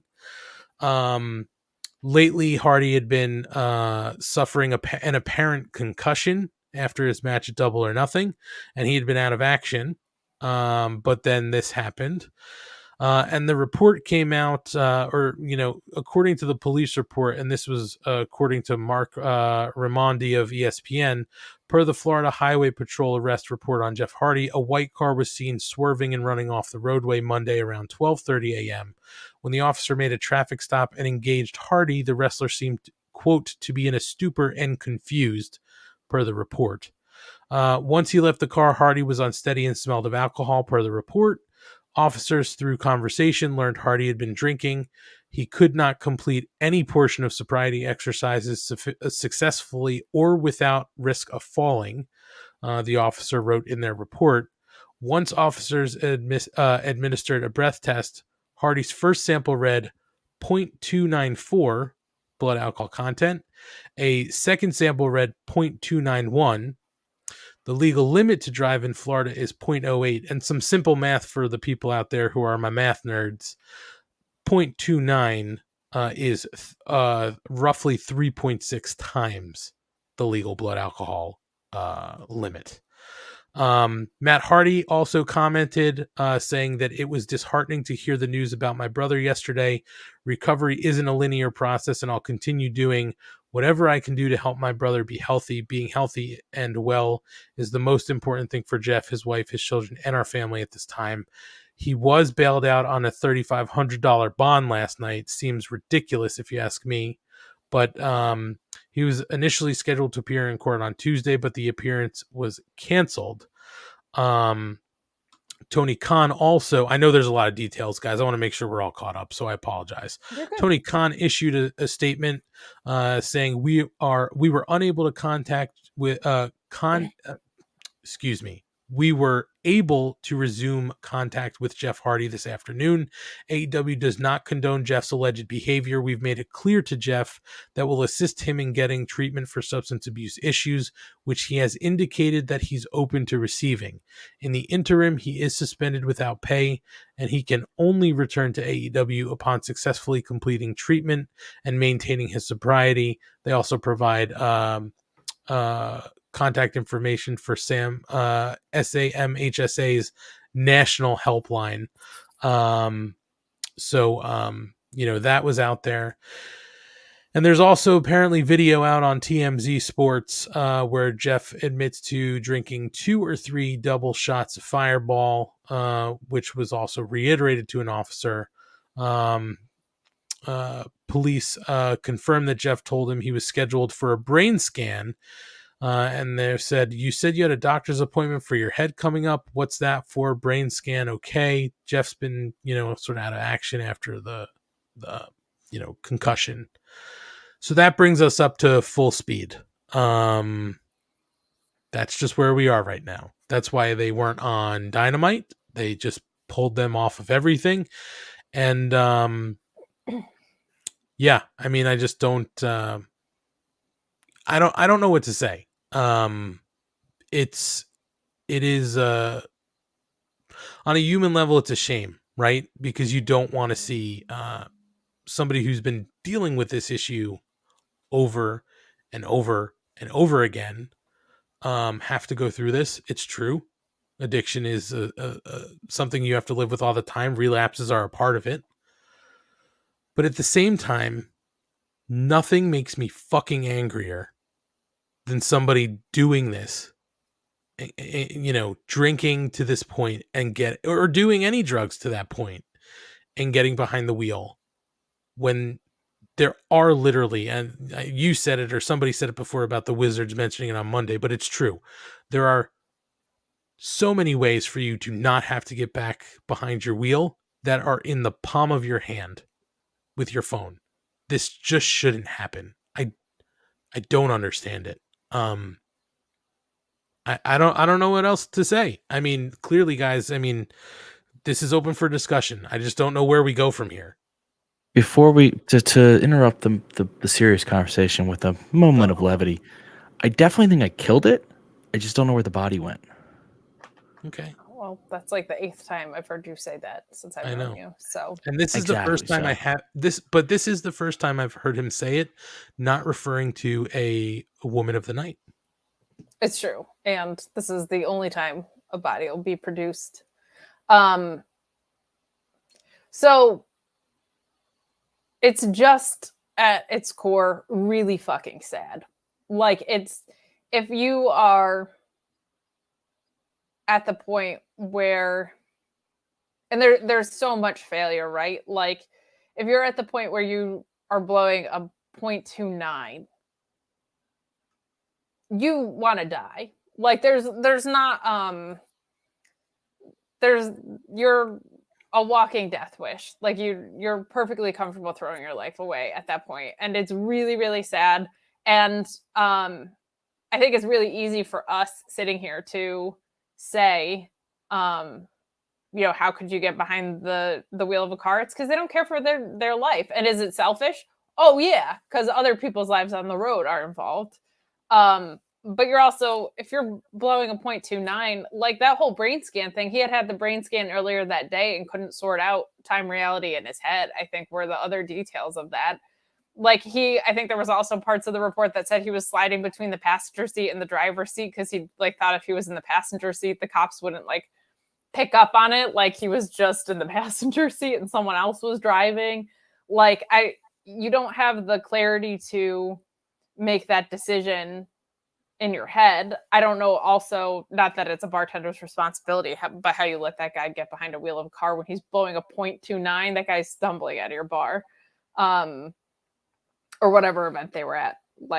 Just ridiculous. But it's a terrible cycle. It's incredibly sad. It's incredibly irresponsible, which are all parts of addiction. It's definitely not an excuse for any behavior. It's a little bit of an explanation. And, we're not that far removed from Tammy Sitch, who's a friend of the Wizards,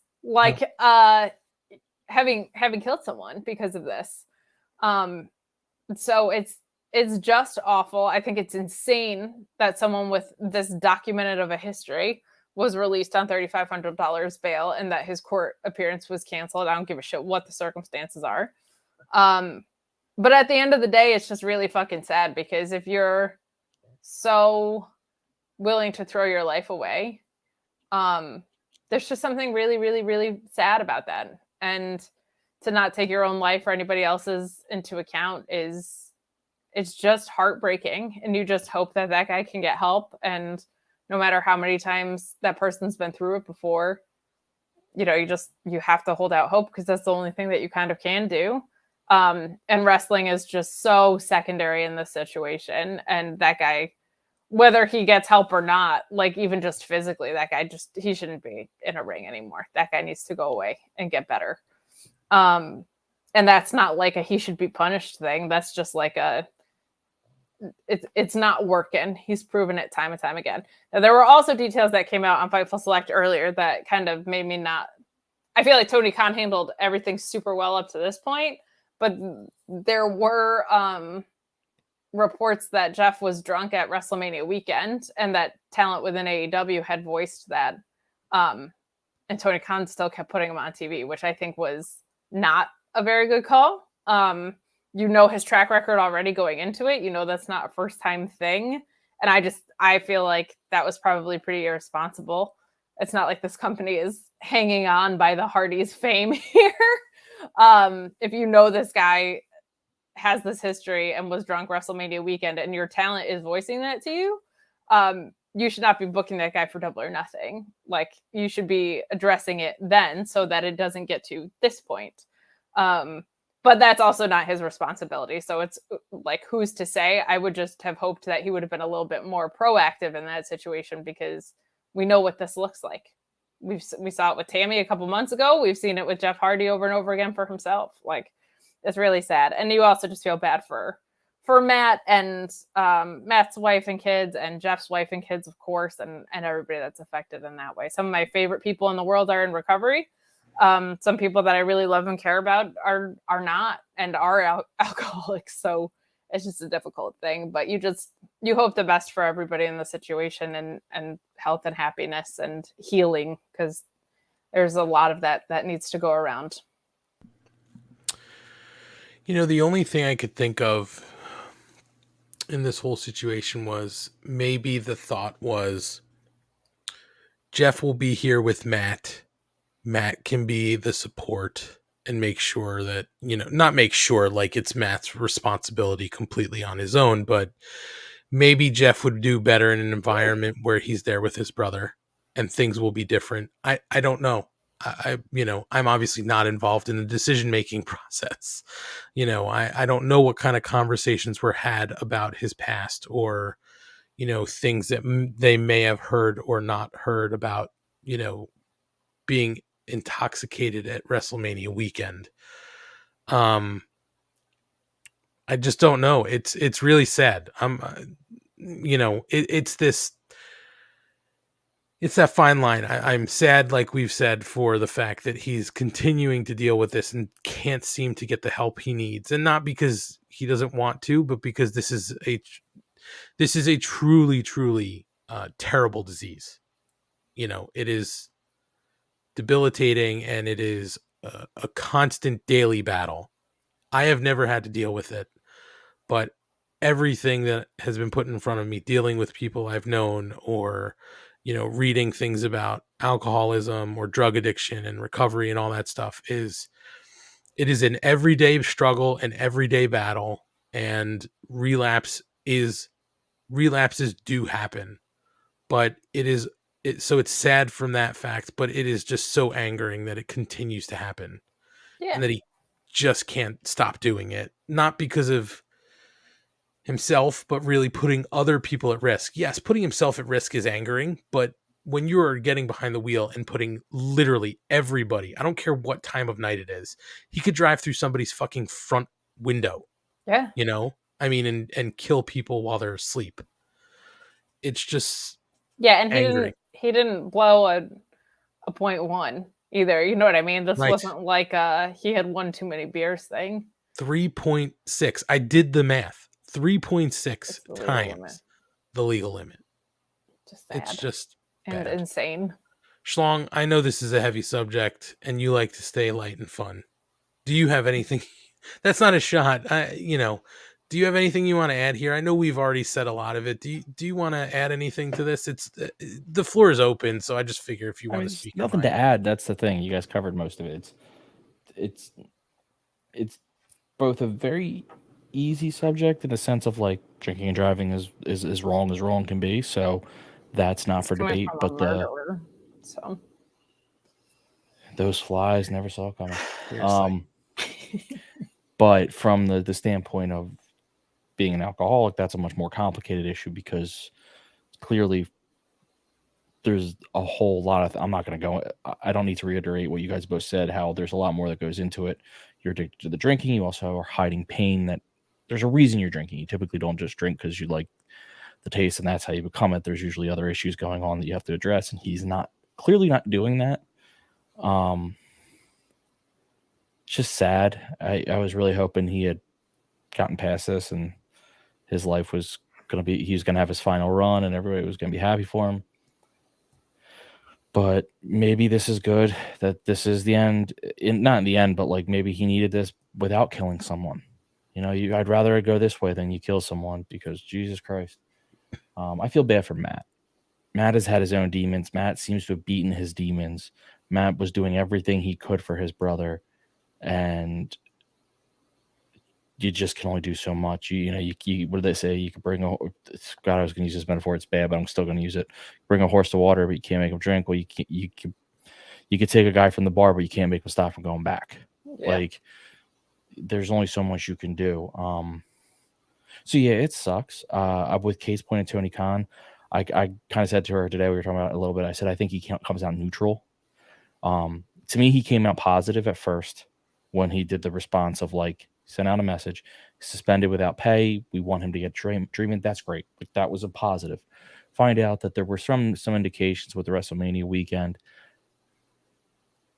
Not enough for me to condemn him fully, but enough for me to be like, yeah, you probably should have looked into that more.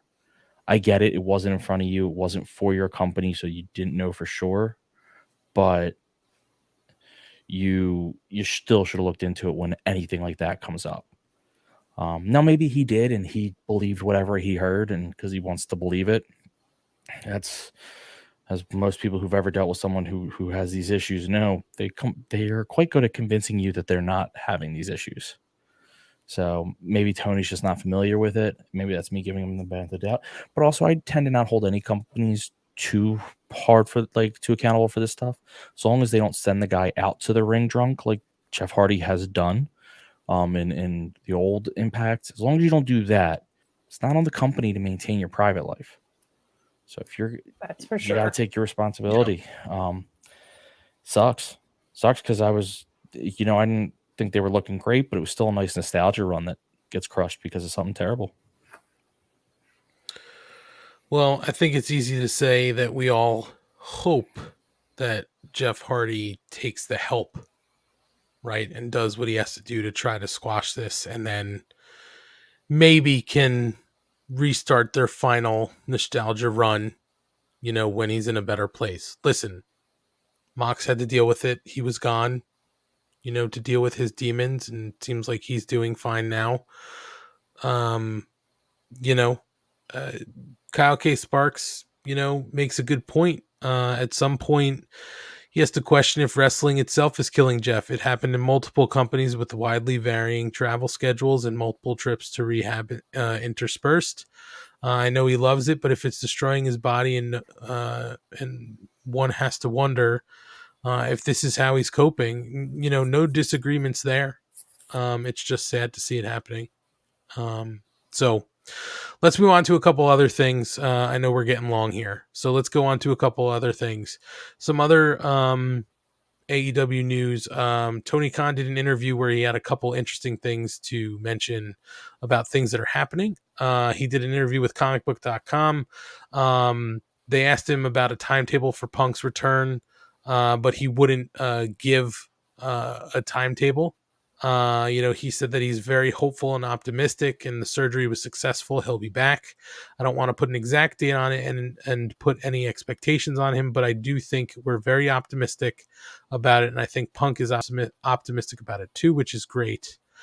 He was also asked about the titles, because he was talking about the new All Atlantic Championship, and they've got a lot of titles in AEW. They've got 5, 6 if you count the FTW belt. There are also 5 Ring of Honor championships, and they asked him about basically how he deals with that with programming, and he said, I look forward to hopefully getting Ring of Honor weekly TV back and restarted under our management, and hopefully the best TV we could possibly do, and on a great outlet. And there's something we're still working on. That's something we're still working on. I think when there's a weekly home for Ring of Honor, then there will be much more programming where these championships can live. And unfortunately, he did say, there's still some discussion about Ring of Honor and a streaming service, but it wasn't a really kind of firm update. He said they've developed more as we've developed more content, growing the library. The demand has grown for a variety of reasons. I think all the stars are aligning. AEW as a streaming service has more potential value in the future, and the purchase of Ring of Honor now to have access to one of the best wrestling libraries in North America with some of today's top stars and some of the top stars in the past few decades. Those thousands of hours of Ring of Honor footage in conjunction with the hundreds of hours of AEW footage, and we've assembled and continue to assemble on a weekly basis, and the growing demand from our fans. I think all of these factors contribute to why this would be a great time for AEW to launch a streaming service. It's a conversation that I've had and continue to actively have with Warner Brothers Discovery, who are one of the leaders in streaming and sports content. He also went on to say that he hopes that Forbidden Door will be an annual event, and says, he does concede that it's challenging to look across companies. So an interesting interview with Tony Khan, giving a little bit of nuggets here and there. Unfortunately, guys, not much of an update on like Ring of Honor, like we've been saying, weekly TV or some sort of streaming platform, because I know I'm dying to go back into the Ring of Honor library. Yeah. So, all right. So just a couple of things there. And then the other big AEW news that broke this week was Thunder Rosa sandbagging Marina Shafir. So we have to address that because we are big Thunder Rosa fans, but it's something that's come up in the past and it's come up again. A lot of people noticed in her match with Marina Shafir, it looked like, in certain situations, Rosa was sandbagging Shafir for no reason, and did it multiple times through the fight where she was making it harder for Marina to pull off some of her offense. Britt Baker and Marina did like a number of tweets that were out there where people basically were saying, hey, it looks like she's sandbagging. And Britt Baker also kind of resurfaced a clip of Thunder Rosa not giving Jade Cargill her back for some chair shots. I think like last year or something like that.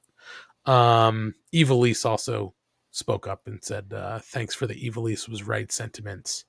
Thunder Rosa did respond. She did an interview with Ariel Helwani on the MMA Hour, and she said, the sandbagging accusations aren't true. I have nothing but respect for my opponents, nothing but respect for anyone that dares to stand in the ring with me. I have nothing but respect for my opponents. I send them nothing but blessings. Moving on forward, I will continue to work harder to have the best matches I can bring and bring the most opportunities to all the women that are behind me, so that when they step in the ring with me, they're okay. They're like, okay, cool.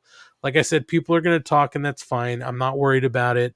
I will continue to move forward, and I will continue to show with my body of work what I'm all about. That's all I have to say. She was asked again. She was asked later about her relationship with Britt Baker, but she kept it pretty general and positive, saying, I have respect for my opponents, every single opponent I meet in there. Every time we've been in the ring, we've been fine. We've had great matches.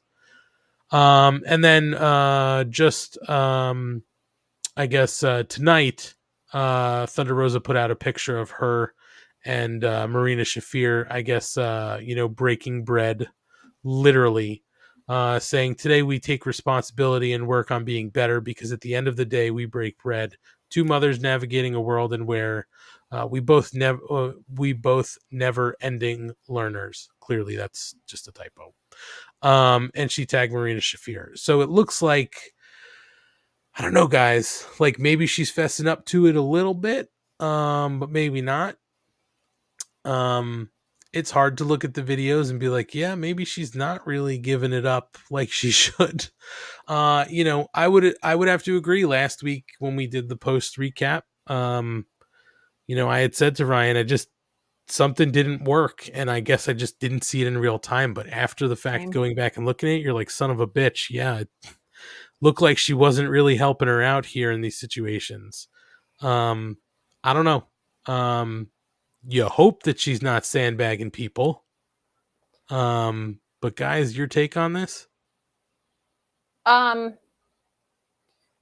Well, it's just never okay to do, and it certainly looked like it. I think that suplex spot was probably the most damning, where she just literally wouldn't get up for it. There were also reports that she was frustrated with her TV time, and there were also reports that she was coming off of illness. Not to make any excuses for it, but I just also keep that in mind when I see stuff like this. I feel like the truth is probably somewhere in between. I think she definitely was sandbagging it, but my guess it wasn't personal at Marina. I think she was having a bad day at work. I think she's frustrated with the way that her reign has been built out, and I think she had just been sick and she just didn't show up to work, and it probably wasn't like directed at her. I hate the denial and then take responsibility kind of like, I don't want to say passive aggressively, but like vaguely, like intentionally vaguely. I just hate that. Like, if you're going to go in an interview and do that and then post that on Instagram, that's kind of lame to me. Like, either own up to it or don't. But I do think the best thing a champion can do is what we saw her do on Instagram, right? Like, that's some pretty cool champ shit. Like, that's a good thing. But yeah, it didn't look good, and that's incredibly disappointing behavior from her, if that was the case, which it kind of seems to be. But I'm glad that she made, it looks like, an effort to bury the hatchet and move on. It shouldn't be that big of a deal. As far as the Evilise was right shit, the stuff Evilise did in the ring was egregious. Two wrongs don't make a right. Evilise's was way more obvious and way more pointed and way more smirky. So trash behavior doesn't beget trash behavior. And I have a feeling Thunder Rosa is kind of old school, not with the sandbagging, but I think that all started because, did she like lay in a receipt on Diamante? I think that's where that all started. So I don't know. It's never okay to do to your opponent, especially someone that's as new as Marina. Like, you're not only making her look worse, you might be putting her in more danger than you realize. But I just hope that it's a one and done and we can move on from it. Schlong, anything you think about the sandbagging allegations? Well, one, I don't take whatever Britt Baker likes on Twitter too seriously. She tends to just do like a bunch of shit she probably shouldn't on Twitter half the time. I think she just thinks she's stirring it up with her character, so I don't really take that too seriously, or whatever she does, because she tends to stay in character. It looked pretty bad, and it probably was. However, my guess is it isn't as simple as that Rosa went out there and just sandbagged her. That's just all I'm like. I don't know what the story is, but my guess is there's a lot more to it than or I don't even say a lot more, but just something different to it. I don't think it was just a case of she went out, she sandbagged her, that was it. My guess is there's a whole lot of there would be other things going on at the same time. Yeah, I mean, it is what it is. The video's out there, for people who haven't seen it, you can see it and make up your own mind. I think there's a truth somewhere in the middle, right? Maybe she was sandbagging a little bit. Maybe. You sandbagging son of a bitch. That's I was just going to say. So who knows? The last AEW note I had here was just as an FYI too. I forgot about this before when we were talking Forbidden Door. Apparently, we are not going to see a few talent at the Forbidden Door that we can kind of tie back to AAA. I hate this. What's that? I hate this. I have so many New Japan Andrade dream matches. I know. Andrade did tweet out that he couldn't work with New Japan and thanked AAA and CMLL for that. It was confirmed by Lucha Blog that Andrade couldn't wrestle at Forbidden Door due to New Japan and CMLL's partnership. Apparently, he was set for the 26th pay-per-view, but was pulled from the booking. That would mean that the Lucha Brothers are also off of Forbidden Door because of that. There was also supposed to be Triple Mania show this weekend, where Jeff Hardy was supposed to appear. The solution that I think most people were thinking was, hey, you could slide FTR in place of the Hardys, but that may mean that if they slide in, that they can't work Forbidden Door. So that is probably not going to happen. So yeah, just a last note. That kind of sucks because could you imagine Penta and Phoenix in the ring with some New Japan talent? Even Andrade, like, holy fuck. Yeah, I would love to, like, Andrade versus Takeshita, whatever, like, whoever. Yeah, there's so many people over in New Japan that I would like to see Andrade fight. So that is a bummer. It is just a bummer anytime company that someone is independently contracted to gets in the way of doing something that any wrestler wants to do, in my opinion. I just think that's absolute bullshit. So yeah. All right, guys, if you want to talk other news, dig into the tea, you certainly can. We'll breeze through it because it's already long, but basically... No, I mean, you could certainly have the discussion you want to have. I don't have any opinion on this. Oh, yeah. I'm just saying we're already 3 hours and 15 minutes into the show, so I don't want to... the Marks love it. Just keep fucking going. 4 hours, doesn't matter. Well, a lot of AEW Marks enjoy Vince McMahon, so they'll probably like this. News broke via the Wall Street Journal today that Vince McMahon had started a romantic relationship with a paralegal who was making $100,000, which is pretty good for a paralegal to start with. They had started a romantic relationship. She got a $200,000 salary, so a 100% raise, and then a hush fund somewhere around $3 million thrown her way after she was, and the article said, quote, passed like a toy to John Laurinaitis, who I'm sure is definitely not going to be the fall guy in all of this. And so you have a financial scandal and a sex scandal, and this is a bombshell report, and the closest thing to a threat to Vince McMahon since the steroid trial. Like, this is really, really bad. It's worse now that they're publicly traded. They have quarterly calls, and the next one will probably be the only exciting one. In all of this, it should be noted that a couple weeks ago, Stephanie McMahon went away to focus on her family, which I think is a load of crap. And she knew this was coming down the pike and wisely chose to distance herself from it. There are people that think Triple H is the one that leaked it, which I think is hysterical. And I pray to God is true. I think that would be hilarious if Vince gutted black and gold NXT and Triple H was like, I see you and I raise you. I'm going to destroy you. But this is a much bigger deal being publicly traded because there's a whole board of directors. I think everybody has assumed that they've been lining up a sale probably to Disney, maybe to Fox, who SmackDown is already running with. This certainly affects that. It sounded like Sasha Banks requested her release today. I think that got confirmed or is on its way to getting confirmed. So, she was already on her way out, but I think it's really hard to look at people and say, no, you have to work here when our leader is a piece of shit. And wrapped up in all of this, and in my opinion, is that they use budget cuts as an excuse for everything, and they just found $3 million. They let Bray Wyatt, who was making them money, go. And they have Nick Khan there who, I feel like the creative product is awful, and I don't at all agree with them going to Saudi Arabia, but if you're looking at them from the business side, you can't deny that the changes that Nick Khan has made have been significantly positive for them as a publicly traded company.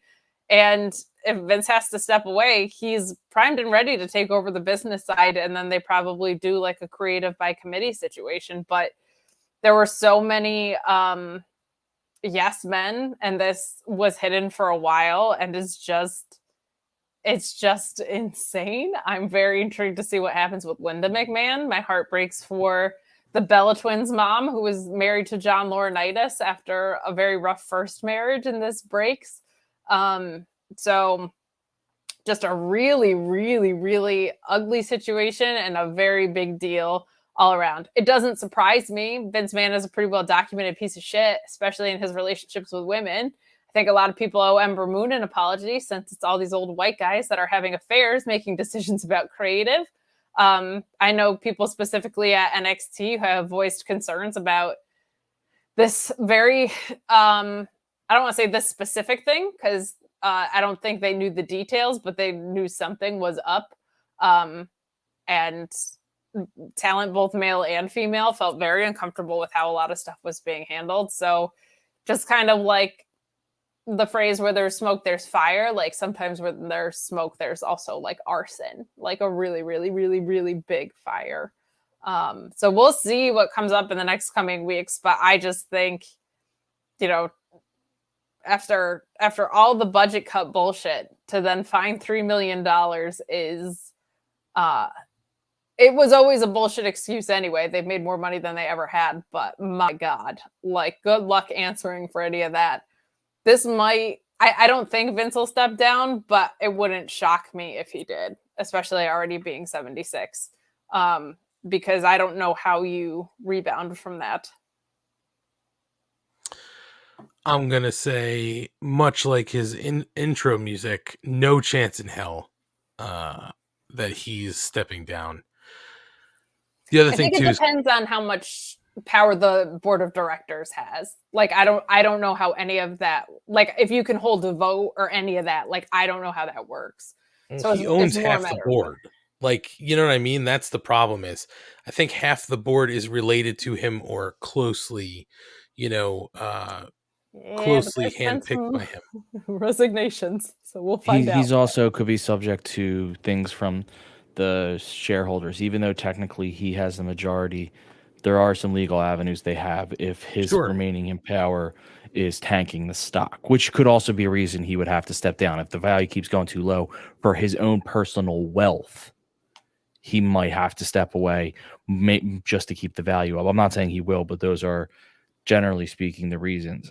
I think, if nothing else, is the reason we bring this up with an AEW podcast is you don't like this kind of insanity hanging over your head when you're a wrestler or anyone. So if you're a free agent or your contract's coming up, things like this matter, because all of a sudden you're like, I don't know what this place is going to be in 5 months, 6 months, a year.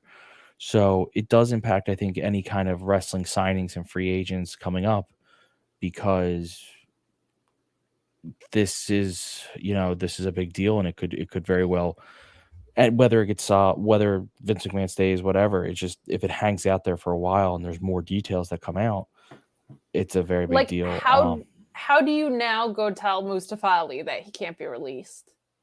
Like, it doesn't seem related, but at the same time, that feels very related, because it's like, it's ridiculous that he wasn't released ahead of time, but now it's like, you're a full-blown piece of shit and forcing me to work for you now, and they're going to have way more questions to answer to stakeholders now. Like, there's so many repercussions like that I keep thinking about.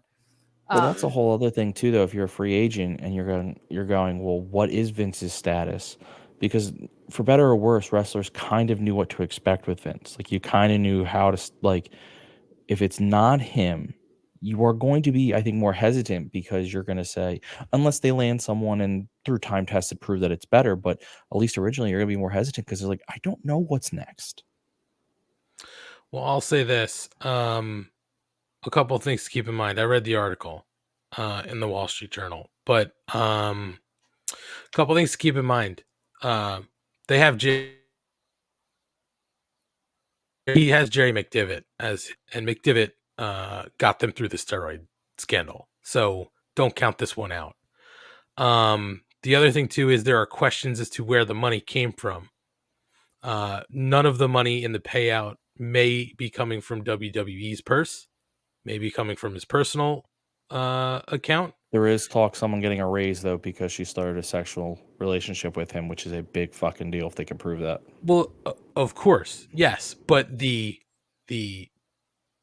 payout for the NDA, if that money is coming out of his personal funds and not the company funds, is a different conversation, right? So that could be something else that has to be worked through.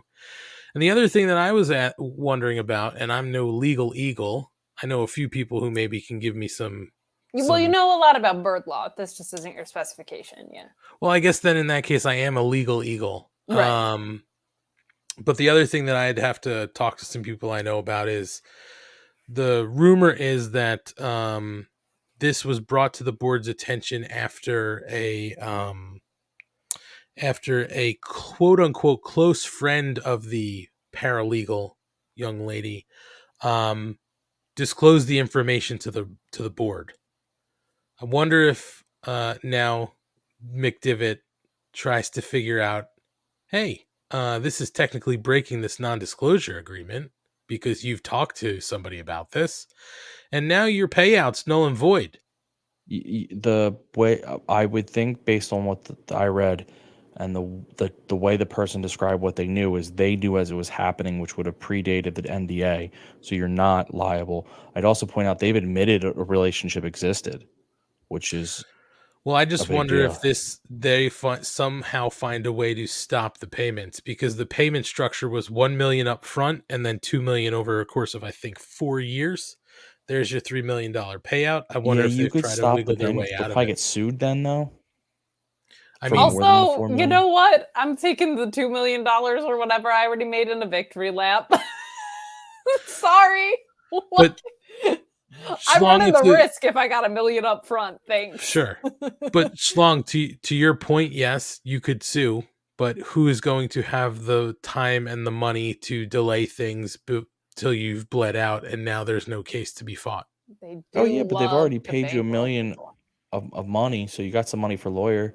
And I guess if there's more than one person, you can get a couple clients together for a class action suit. Yeah, I mean, my whole argument is the NDA would be tough to get rid of, because the friend was basically saying they were hearing it as it was happening, so they wouldn't be subject to the NDA, because they could just say, no, I knew all about this before the NDA. Well, how do you know what the NDA was? They told me what it could be, but they hadn't signed it. I'm just saying I can think about ways that McDevitt's going to try to pull He's going to try and figure it out. But the bigger issue is this is out in the public now. And they're a publicly traded company now. The steroid scandal, they were private. Like, my biggest thing is, like, how fucking stupid is Vince McMahon? Like, you're a fucking idiot. Like, how do you listen, none of my points absolve anybody for anything. Honestly. No. I understand where you're coming from. I just am, like, perpetually astounded that someone this fucking stupid has created $1.5 billion company or whatever. Like, he is so dumb for letting this happen in Spiral. So to the fact it's gotten to this point is just insanity. Yeah, I mean, you know, It's real dumb. I don't know. Oh, I listen, just don't. it took the Jeff Hardy story away. Well, It took. I guess No, so. it didn't. I mean, In today's cycle, it did. in But- today's cycle, but it's, I mean, apples to fucking mailboxes as far as that My goes. point being is Not even close. My point being is any kind of criticism Tony Khan might have gotten for this handling of Jeff Hardy, it just won't be forgotten at this point, because this is going to dominate so much of this cycle now. That's true. I had about 6 hours of hot heat, and then this came in. Yeah. But man, All right, you guys done gushing about Vince McMahon? I mean, I don't think we were gushing about him. No, you guys clearly I think love we Vince were McMahon. sipping McMahon tea. simps. Is that what the fuck was that, Kate? Was that a football glass? Yeah. Oh my god. Oh, they're cute. No, I'm not saying that. I said I can't believe it. They're little footballs. What do you know? Doing a little bit of boozing, are you? Well, that's it for us tonight. We've gone on way too long. Kate, why don't you tell the people where you're gonna be? Oh Lord, where am I going to be? You can find me on Tuesdays on Fightful YouTube doing the NXT Sour Grapes post-show variety hour. We don't really talk about NXT that much. Wednesdays, obviously, here. Fridays doing the AEW Rampage and SmackDown post-show. And now we just basically do every pay-per-view behind the paywall. Alex Blawski and I do, as well as a podcast on Know Your News called Get the Flick Out of Here, where this week we talked about BattleBots. I love BattleBots. Fun. It was. BattleBots. I love the bots. All right, Schlong, what are you up to when you're not here? I don't have 3 other podcasts, so you can just find me live tweeting Dark and Elevation on Mondays and Tuesdays from our Twitter, Mark Order Pod. You can also just interact with me there for the rest of the week because I basically run it. Unless it's like good promotions, and then Ant does that. Ant does like the good promotion stuff. I just do the chatting. The puns. You do the Once puns. a week. I do the puns. Other than that, nothing. I just want to tell everybody so Schlong and good night. Well, you'll hear me every week on the Mark Order podcast, trying to steer this ship without hitting an iceberg of Vince McMahon proportions. But as Schlong said, follow us on social at Mark Order Pod. You can go to Mark Order Pod on Twitter, Instagram, Facebook, TikTok, YouTube, wherever. Hit up one of those pages, hit the link tree, and you can find links to all our socials. You can also find links to request free stickers. If you do, we'll send you out some free Mark Order podcast stickers with our letter of gratitude for supporting us. We will do that free of charge. Just click the link in the link tree, click the button in the link tree, give us your name, your mailing address, and the country you live in so we can send it out to you. And as Kate said, we'd like to see if you got them. So take a picture, tag us on social, hashtag join the Mark Order, and we'll be good to go. As I said before, we appreciate you in any way that you're listening or watching us. So thank you for all the continued support. If you're listening in a podcast form, just make sure you hit that subscribe button, like us, rate us, review. It helps us in the algos, as all the kids are saying. And then if you're not checking us out on YouTube, you really should be. Schlong did not get the memo tonight. Maybe next week he'll be wearing his tank top so he can match the rest of us. Tank top season, baby. I wore this tank top Doesn't own one. First time to our ROH baseball game outing. I was wearing this in overalls. Where you didn't know how to eat a hot dog correctly. You can actually go to our YouTube and see a little video that was put together for that. I don't think there's music because it got pulled down, but check it out. And then all of our shows are there on the YouTube. So if you can check us out, it's a lot of fun. See Schlong changing his backgrounds every week and all the other hijinks that occur. And if you can, give us a little subscribe there and help us out. Also, man, word of mouth is also super helpful. If you really enjoy this podcast, hit us up on social and just tag us if you're telling your friends about our show at Mark Order Pod and help us spread the word. We appreciate it. As we said before, we are working on some extra stuff. We will keep you updated on all that, but we truly are trying to put together dark content and some other fun stuff for everybody. Hopefully before AW dark, not like dark humor or anything. Well, sometimes no. humor, but not like dramatic or anything. It will be dark humor, and it will be dark videos. Like, we're just going to turn all the lights off, and you're just going to see someone wearing a creepy Roman Reigns mask. I don't know what the fuck that was about. But anyway, that's going to do it for us here tonight. Thanks for joining us. We'll be back next week with the go home to Forbidden Door before I take my trip to Chicago. Oh my God, I have so many questions for you for next week. Oh my God. I hope and don't forget, answers. In 5 weeks, it's episode 69.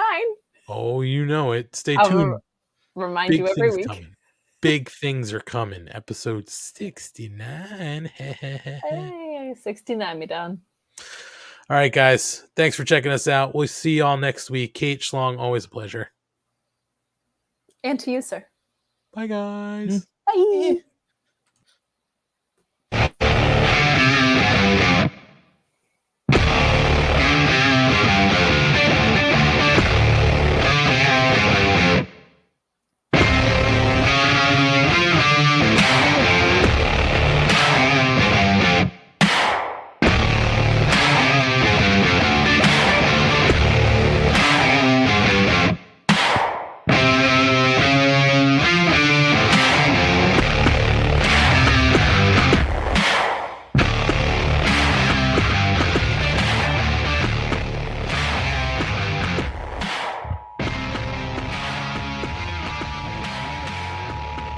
This concludes the Mark Order podcast.